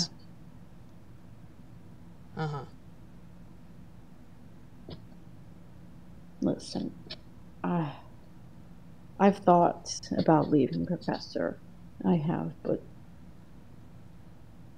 even if the boys are in Billstown, and my home in that sense is in Billstown, my home in the other sense is in Toontown.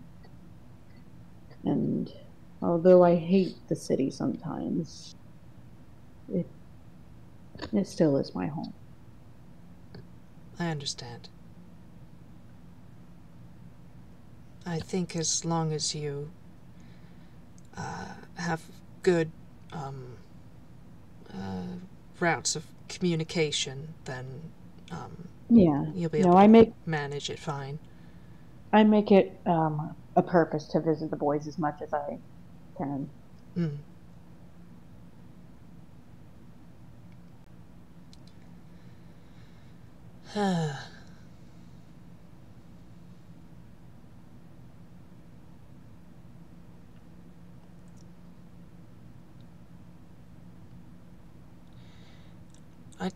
I wanted to make sure, for yours and their sakes, that the combination of habit of running,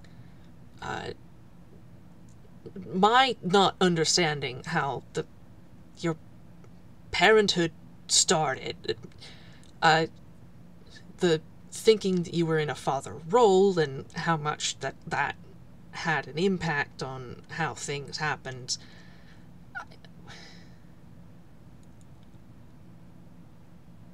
I Yeah. wanted to make sure. Yeah, no, I can't blame you. If the roles were switched, I would do the same. I'm sure. Certain. Did something very similar.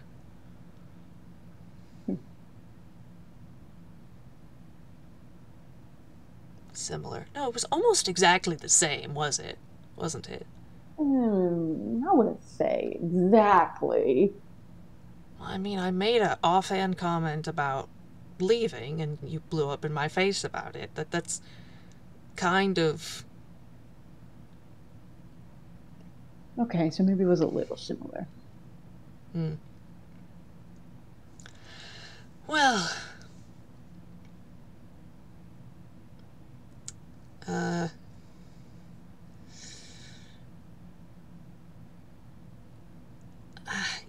You... You say you don't like it, running. What have you done anything to, I don't know, stop to replace that instinct, to I've tried redirecting mm-hmm. it, taking that wish to run and either putting it away or trying to focus the energy on doing something else to fix the problem rather than just leaving the problem. Uh-huh. I have tried, but well, part of the reason I do not think a conversation on it would help is because I already am very aware of my habit. And I'm doing better about the physically running away part. I don't pick up and drop everything I have and leave anymore. That's good.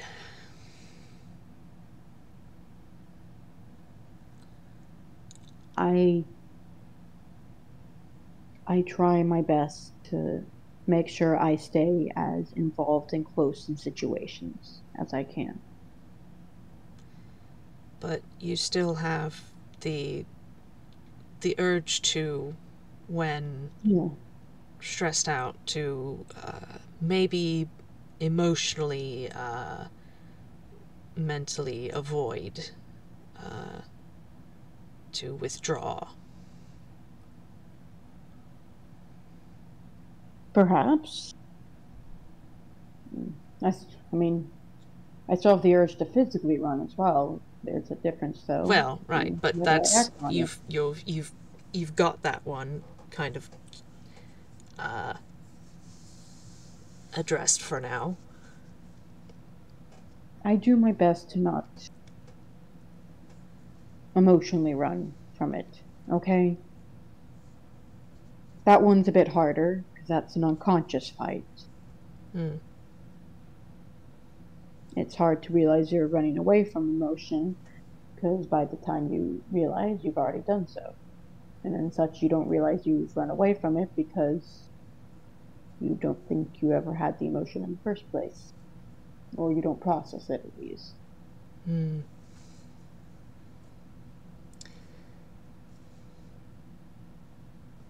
It might help just to talk to people about how you feel, what you think, in general. I have been trying. That is the entire reason we are actually having this conversation, Professor, because trust me, I did not want to come here. Mm-hmm. I highly considered not coming here.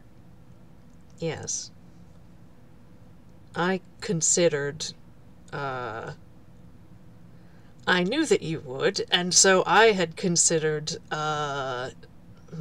making my invitation less true? Less representative of my intent.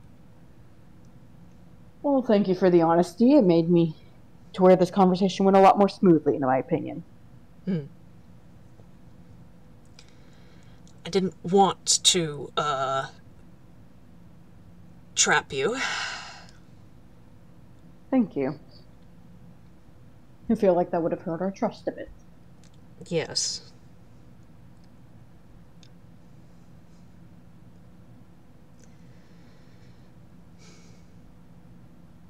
He is a little, he's kind of he's kind of like just kind of frustrated because he's trying to figure out how to solve Tome's problem for him. Professor, that's not how that works. No, it's not. Like, he's giving suggestions to also, like, you know, get Tome to do things that help, which is good. But, like, he This is a joke, but Professor Voice, just don't be sad then. he's yeah, he knows better, but he doesn't, like, want to drop the subject because he feels like they haven't come to a solution. Professor. He's stubborn like that. Tone Voice, and this is why I called him Thick Skulled.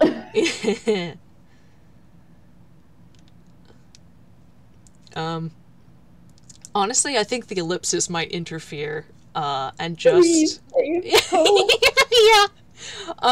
Because while she did get that from Tome, Professor did kind of still get his way, but now they're kind of just going nowhere. They're going in circles. Yeah. Tone talks. He doesn't want to do more.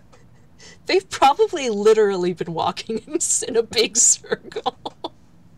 Because it's just all hallways. The ellipsis watching these two old men go in circles. They're walking some kind of corn maze. Just like, alright, you guys need a minute to talk. Let's put it over here and like that. Okay. Just let them talk it out. But now... but now I think she will, sort of place down some of the more, familiar places. There's, several bedrooms, the library, the kitchen and pantry, the more sort of, domestic, areas that, the med bay, that are usually kept relatively close to the console room, just because of convenience sake. Nod, nod.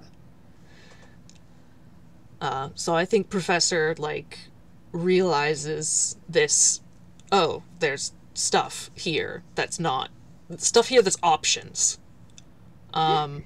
He is options. Yeah, and he's not sure where to go, so he looks to Tome, I think. I love how Tone's just handing me looking back at the professor and going, don't expect me to choose. It's your ellipsis. Well, And to be honest, Professor, I don't know half of the rooms in here. I didn't know you had a chemistry lab until today. right. At this point, I just assume you have everything. Not quite, but, a lot. I don't know. There's the library, the garden. Kitchen's always good for a conversation. I didn't bring you there initially because I had a feeling you might throw something at me. No, no.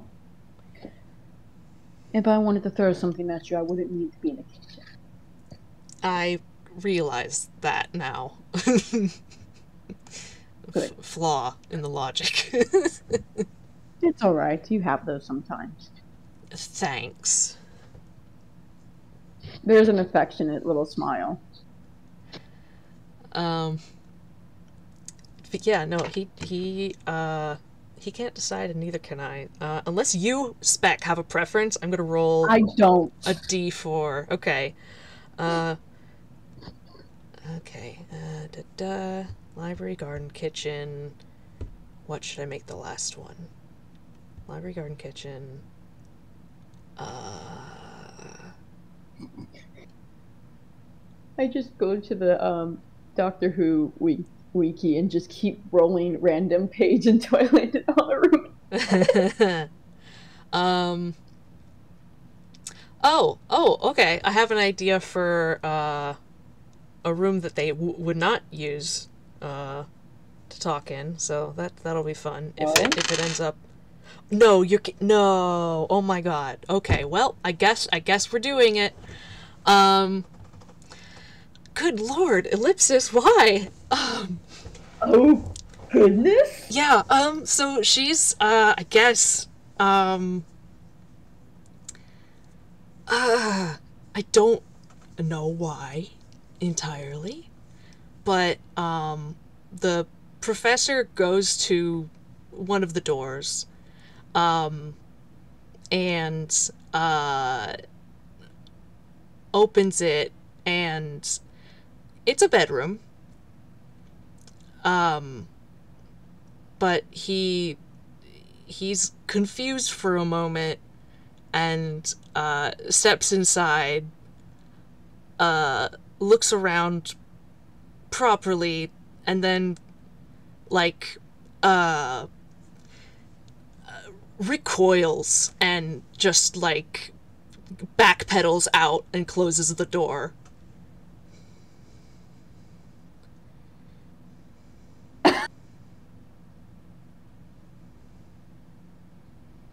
And he's a little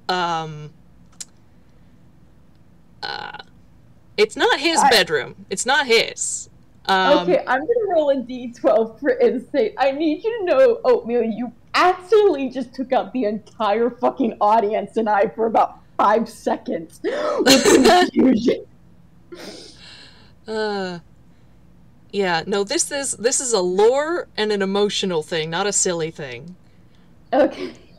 That's a 22 on insight. Yep. For the sake of a funny counteracting the sadness I can sense is around the corner, you really just, for about 3 seconds, Tome was this close to going, okay, Professor, we've discussed, we need to stop accidentally. To stop accidentally implying things, Professor. Yeah. No, he can have that thought because that's funny. He starts to say something and then the professor gets that face and he goes, oh wait, nope, wrong tone. Yeah. He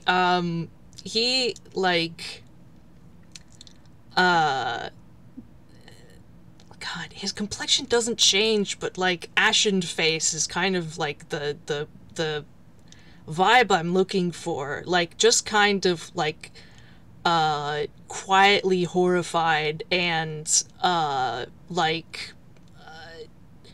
struck very suddenly with sadness and guilt. Okay, Professor. take a step back, and Tome kind of pulls him, and his face has grown serious. Focus on me, all right? Are you taking deep breaths? Yeah. Yes. Are you here with me? Yes. Okay, are you okay? Yeah. Why is it there?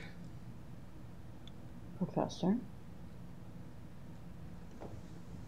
He, like, puts a hand to his head and shakes his head.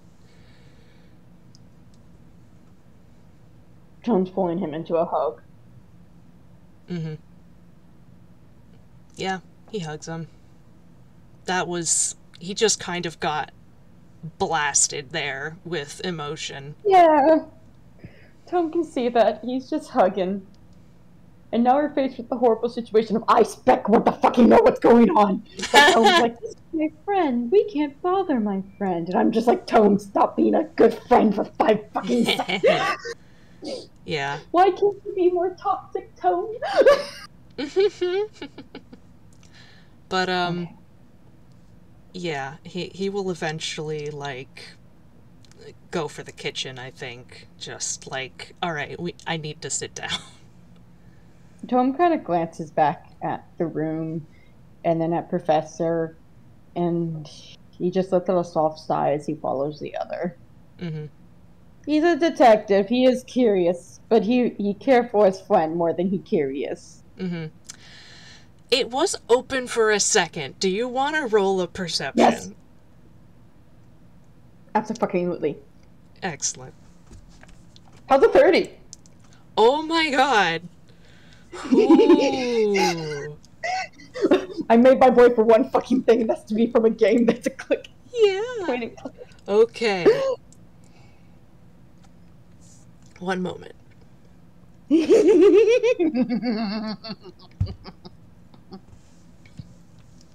This. I get the tasty lore. Mm-hmm. This is a teenager's room. Or, well, perhaps more accurately, a young adult's room. It has kind of the trappings of, leftover teenage phase stuff that, maybe was cool enough to let it stay. Posters and stuff. Foreign things. Nothing Inkwellian. Well, not that that's a surprise, but, books. A lot of books. Probably a, kind of academically inclined individual. The room was clean. It was fine. But the bed was undone, and it just kind of looks like somebody, got up and didn't set the bed, and nobody's touched it since. Oh. There are a few, like, clothes strewn around, for, an individual who's probably, it's a odd style. It's kind of, the equivalent would be like, Inkwell had a phase in the 70s. No, 60s. There was a specific style of dress, and, within some communities, and, it was for a, fairly short, likely feminine person. Humanoid. Mm-hmm. Yeah, Tome's connected some dots. Some dots have connected. Mm-hmm.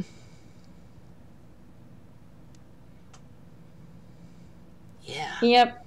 He is definitely walking as fast as he can to catch up with the professor, actually. Mm-hmm. Yeah, especially considering their conversation earlier and the theories he's having right now. Yep, nope. He's gonna be there with his friend. He is gonna go straight to that kitchen and start making some tea. Mm-hmm. Yeah. Professor had probably, like, gone to start, but he just lets you take the thing. Yeah, And he sits sit down, down. Professor. Yes, I'll take care of this. You focus on breathing, okay? Mm-hmm. And he does that.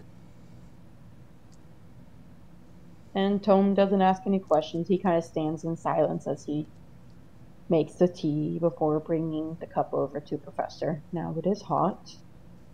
Please at least blow on it. Yeah. He nods. Uh, and he does that. You know, waits for it to be a little,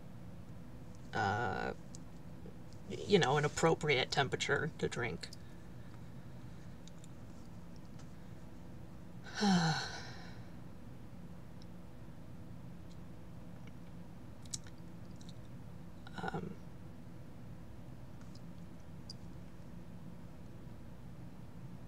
Sorry, that was sudden.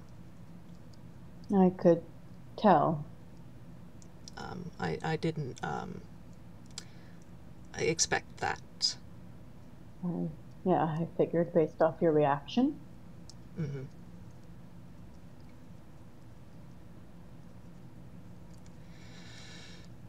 He's just kind of standing there awkwardly before he finally just sits down next to the professor. Mm-hmm.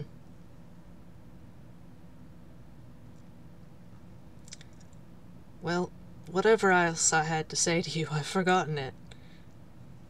That's understandable. To be honest, I think it would be nice to have a break from being scalped. You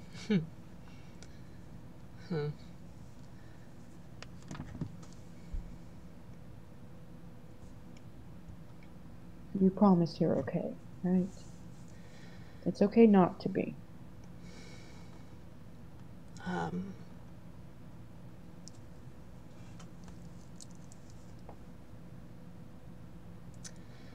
Just, reeling.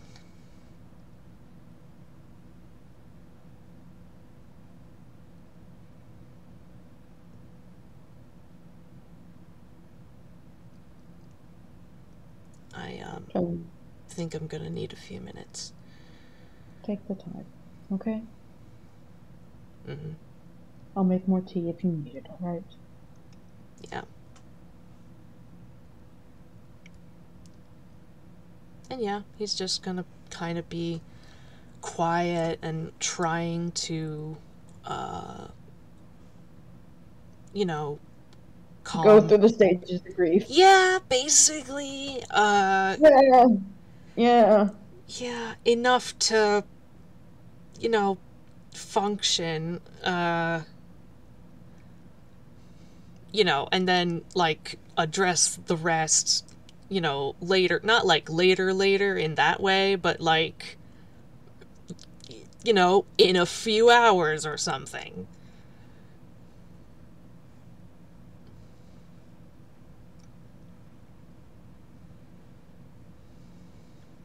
But, I'm just avoiding them. mm-hmm. I will say probably at this point, let's see, sorry, I'm responding to a, gallery comment. Joe Valid. He's probably, got some good coffee from, Arata and Leo after he made a comment about, his awful coffee being missing, in the chat.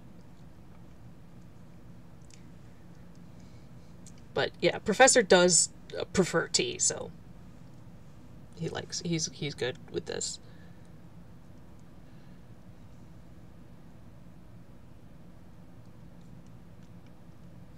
But yeah, I think he eventually kind of settles. He's able to think clearly.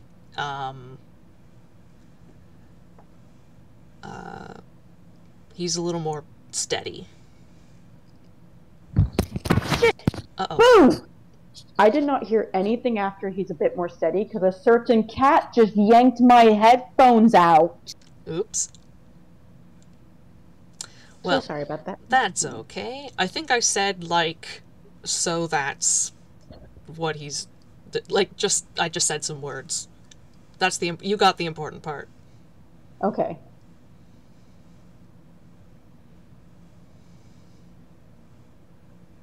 So, yeah.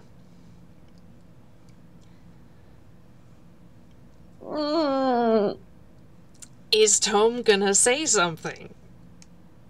He don't know what to say. How the fuck do you go, hey man, I know I kind of get why you were being so extra protective over being a father figure now, considering I think that was your kid's room. Mm-hmm.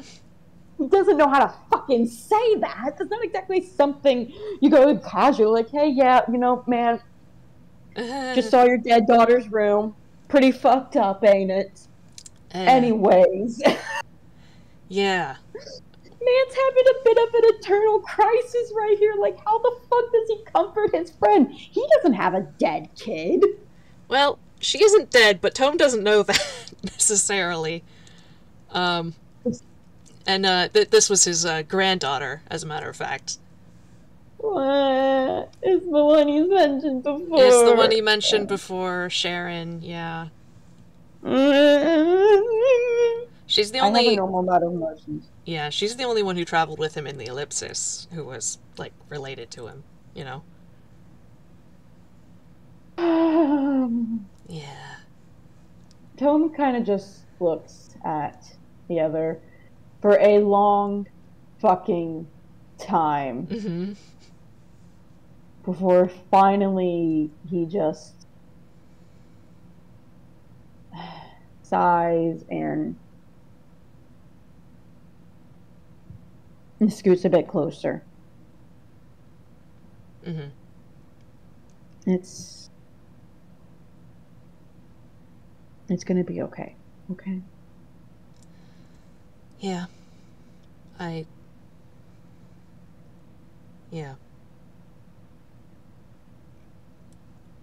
He... Are you gonna say this, Professor? Oh? Well,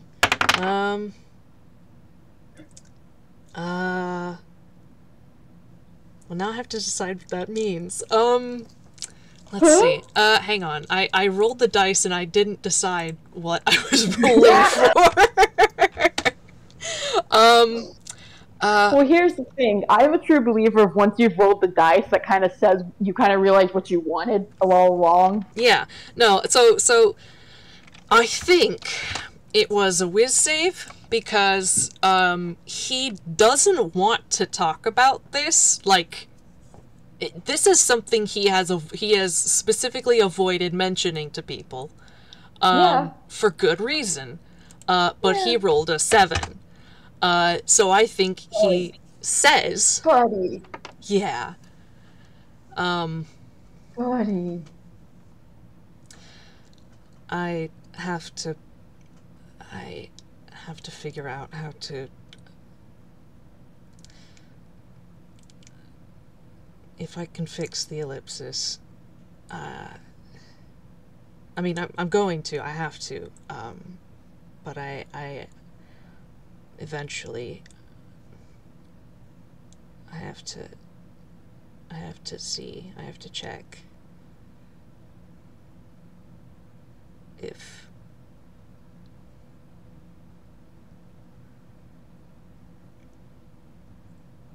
We'll fix it, okay?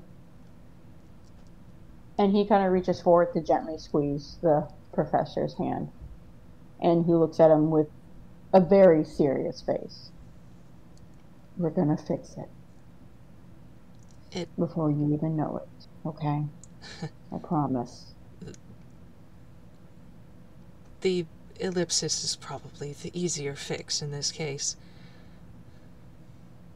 Well, you won't be fixing anything alone. Yeah, I don't think I want to face whatever there is alone. No, he won't. Professor, I do not know a lot about you, I'll be honest. But that does not change the fact that you are my friend. You're someone I care deeply about. And I can tell that this is important to you. So I will be there, okay?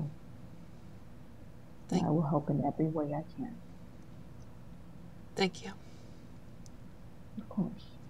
And Tome pulls him into another hug. Mm-hmm.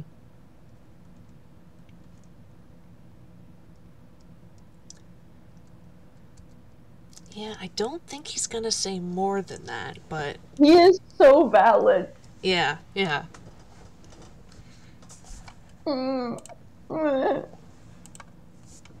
But that's I think more than he's said to anyone else on that particular intention.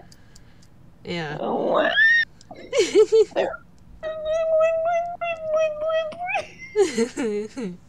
Insert sad speaking noises.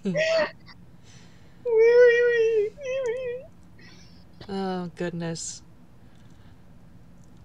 Tome very much keeps him close in that hug. Mm-hmm. And by the time he lets go, he's given Professor a little bit of a gentle head bonk. Aww. Yeah, that's sweet. Professor, why don't we go visit that garden, okay? The one you mentioned? Yeah. And I'm sure you have plenty of plant species on there from outside Grow. Would you mind telling me about them? He has like the sort of smirk of like, I know what you're doing. But like nods. Yeah, I can do that. Thank you. And Tome will return it with his own soft smile as he motions for the other to go on ahead and lead him. Yeah. Tome voice, I hate to break it to you, Professor, but I do know a thing or two about talking about your emotion and how to heal. Yeah. This is... Professor considers Tome, for all his own sort of issues, very emotionally intelligent. Yeah. He's just really shit at applying it to himself. Yeah. Really shit at that. Yeah. Yeah, Tome will definitely walk with the professor and keep a worried eye on him, but he is very happy to have the other lead him to the garden and have the other start talking. Yeah. And he does his best to also be engaged. It's not like he's just having the other ramble. He actually does ask questions and respond to things. Mm-hmm. And honestly, I think Professor will, at least in part, like, try to look out for things that might interest Tome. Like, something that's odd, or some sort of, like, weird magical rare thing, or, like, something that isn't necessarily cryptozoological, but, like, you know, adjacent. Something with a story behind it.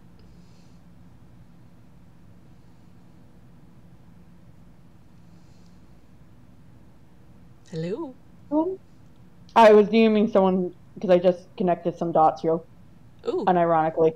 I will DM you if the dots I did connect are relevant.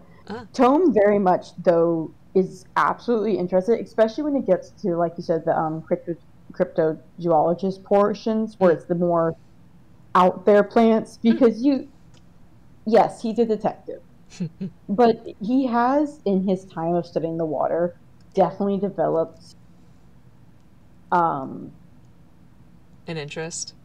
an interest in things that are it's almost like a minor hyperfixation, Mm-hmm.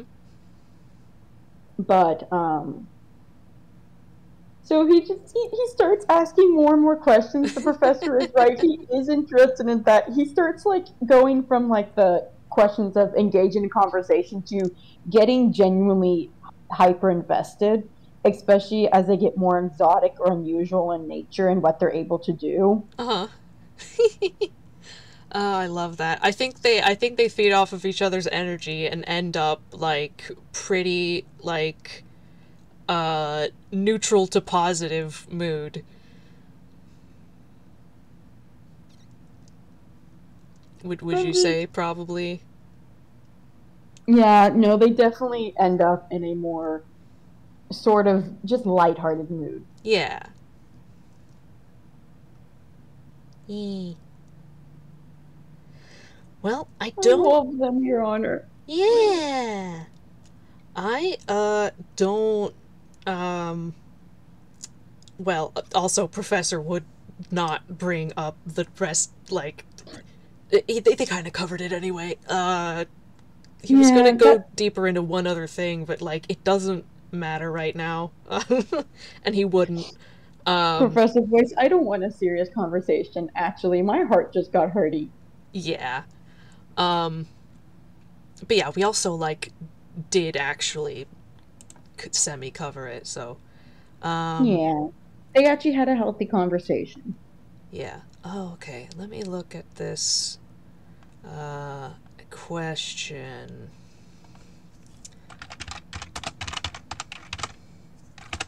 Yeah, I didn't realize half the question you got is related to the question I had where the dots suddenly connected. Mm-hmm. And I didn't even realize these dots until post entering this. Yeah, yeah. So The while answer to go. yeah, so while we're still recording, I'm answering the question.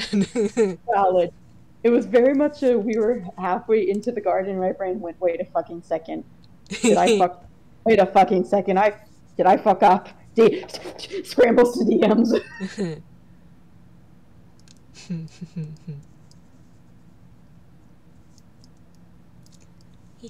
Okay, fun.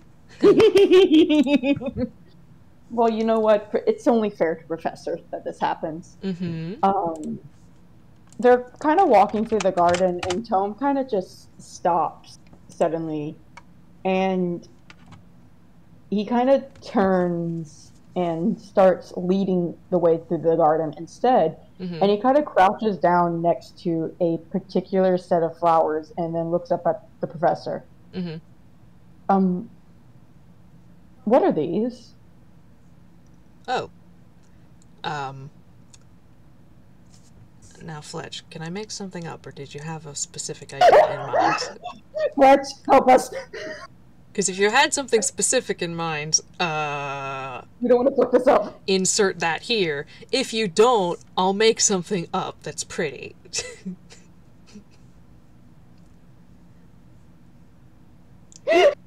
Gotcha.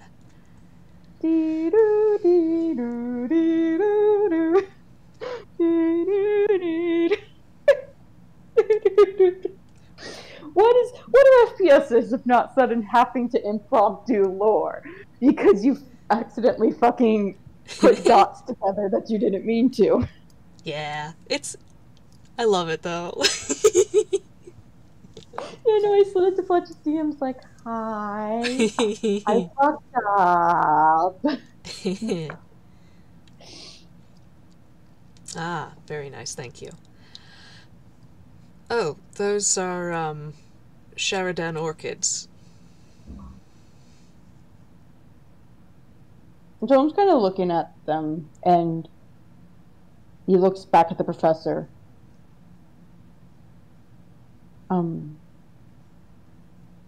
Where in Zatori are they from? Like a mass? Oh, they're not from Zatori. What? They're not from Zatori. You can see little question marks appearing above Tome's head. This is one of the ones from off planet. I What? didn't get it here. I've had these a while. Look, these, he's gonna explain something about, like, I don't know, the flakes on the stem, or, like, the piece of the bulb or something that, like, you can tell the age, like, it's been here. Or just even something about the soil around it. Like, You I've just see had even these. more. You can see even more question marks appearing around Tome as you talk. They're starting to like gently push the plants around you. Are you okay? I mean, it, what, But it's, Tome kind of whacks the question marks away. Professor, I'm going to ask you a very. He looks very flustered and surprised right now, like you have completely thrown him off by this answer. uh-huh. A very important question. Um, do any other orchids smell like this? Uh, I think This he's, very distinct smell. um, I think, like, he probably just, like, to remind himself, like, goes to sniff one and, like, considers. No, it's, I think fairly distinct.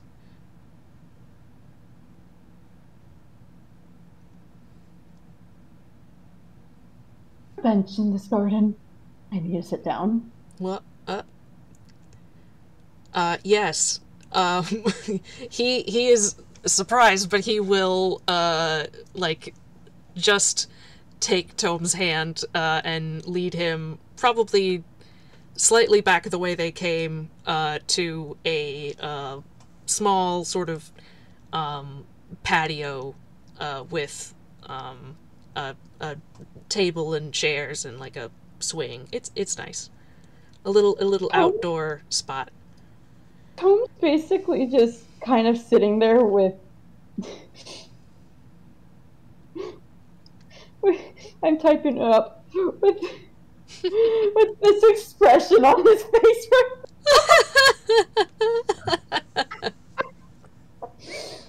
He's just kind of just staring into the fucking abyss right now.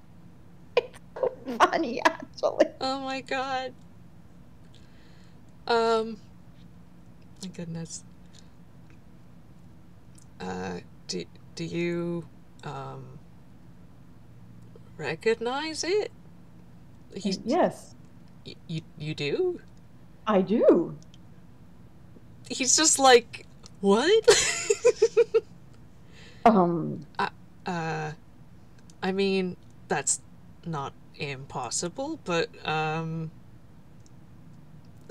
uh, the person who brought me to the hotel, I mean, not hotel, hospital, he does not mix up, I mix yep. up the hospital,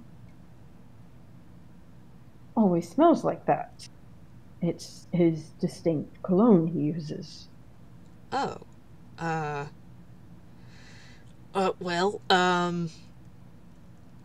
he either bought it off an alien or is one?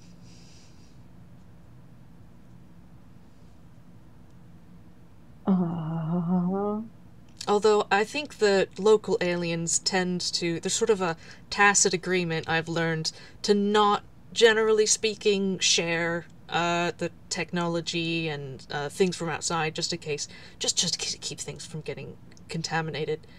Um, I can see you don't care about that. What, are you good?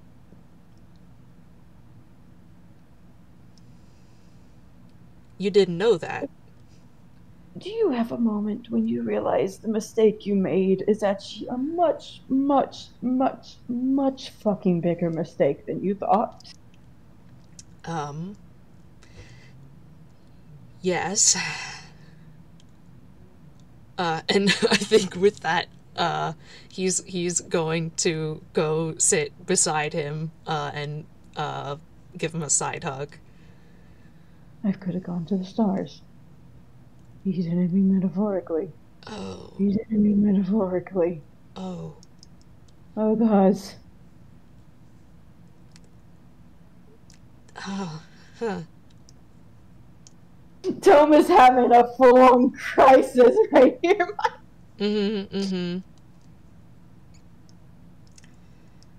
It's okay. You didn't know.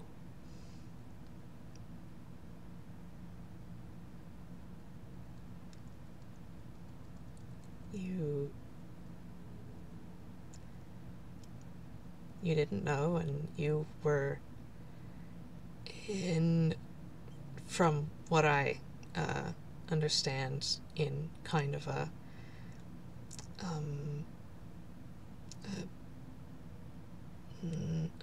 not great mental state at the time. You have no idea. Yeah, I was trying to put it lightly there, but... Oh, no, you can be blunt. I was an absolute piece of shit. And I'm sorry, Professor. And that does get a small laugh. That one I can be honest. I very much was not a healthy person to be around. I'm self-aware of how at least I've grown since then. That's good. Well, that is interesting. You know, I took us here to help you get better. This was not meant to have the plot. And he's kind of weakly laughing. Do a little uno reverso on me. Plot can go fuck itself. Agreed, actually. It's not welcome in my ellipsis. No, absolutely not. This is not a plot friendly location. No. Absolutely not. No. Nope. No plot here. Anti-plot. You're getting another head bonk, Professor. Yeah. Gives your shoulder a squeeze. You know, I'm starting to think hanging out with you is a bit cursed. Oh. You wouldn't be the first. You know, and it's not even because of your dramaticness, but I am quite certain whenever the two of us get put into a room together, one of us ends up emotional, if not both. Yeah, and it's usually me, which, listen, I'm not usually like that. No, don't worry. I'm not usually the emotionally mature one, so it's both an unusual experience for both of us. But I guess in a way that also makes it good for us. Yeah. Yes. And he kind of gives the professor a little nudge. You gotta let stuff off your shoulders occasionally, okay?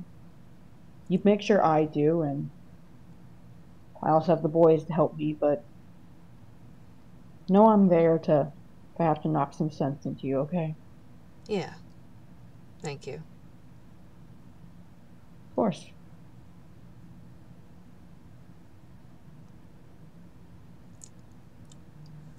Well. I don't have anything left. I'm sorry. Yeah. Tome is just handing me the funny little face. Just like, oh boy, like. It's literally just this. Yeah.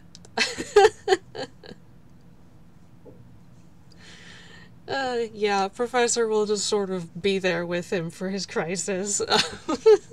You know. If I can find him again, I think you two should talk, actually. Probably.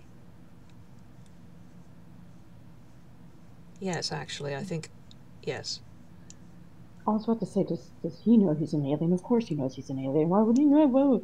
No, that makes sense. I hope so. Let me think. That system. No, probably knows. It's not. He's not one of those. The kind that just sort of scatter. Their young. There's kind that do that. One or two. It's like a cuckoo situation. Professor, and he kind of reaches over to place a hand on both sides of the man's cheek. Why? They don't live there. Aliens like this sometimes. Are you like this? No. Drop on me next. Oh, no, you've already dropped on the time traveling part. Never mind. No. Look, he's not. That I know for sure. Besides, he doesn't look like an insect, right? No, I don't think. I mean... How tall is he? Well, he's taller than I am. Oh, that's too tall. Yes, he's about a foot taller than I am. Tome's looking a little red at that. He is blushing. He cannot deny it. Uh-huh.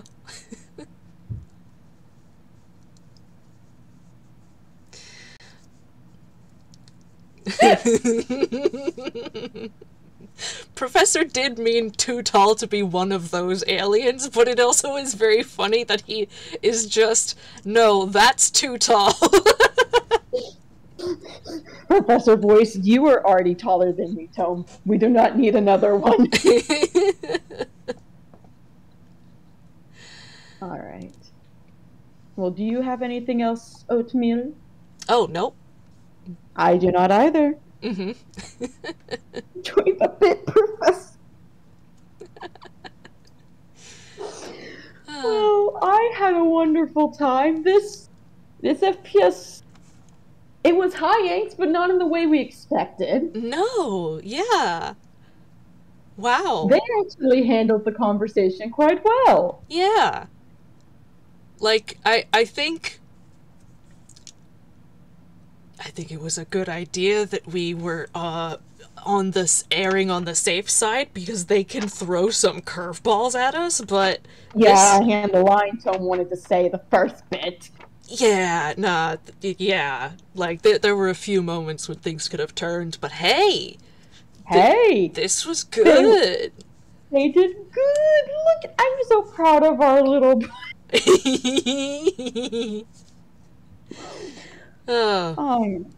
Well, thank you to all our current listening audience and all our future ones as well. I hope you all... Yeah, go on. You go. I was going to say that bit. You can say it. I hope you all have a wonderful time zone wherever you be. Bye. Bye-bye.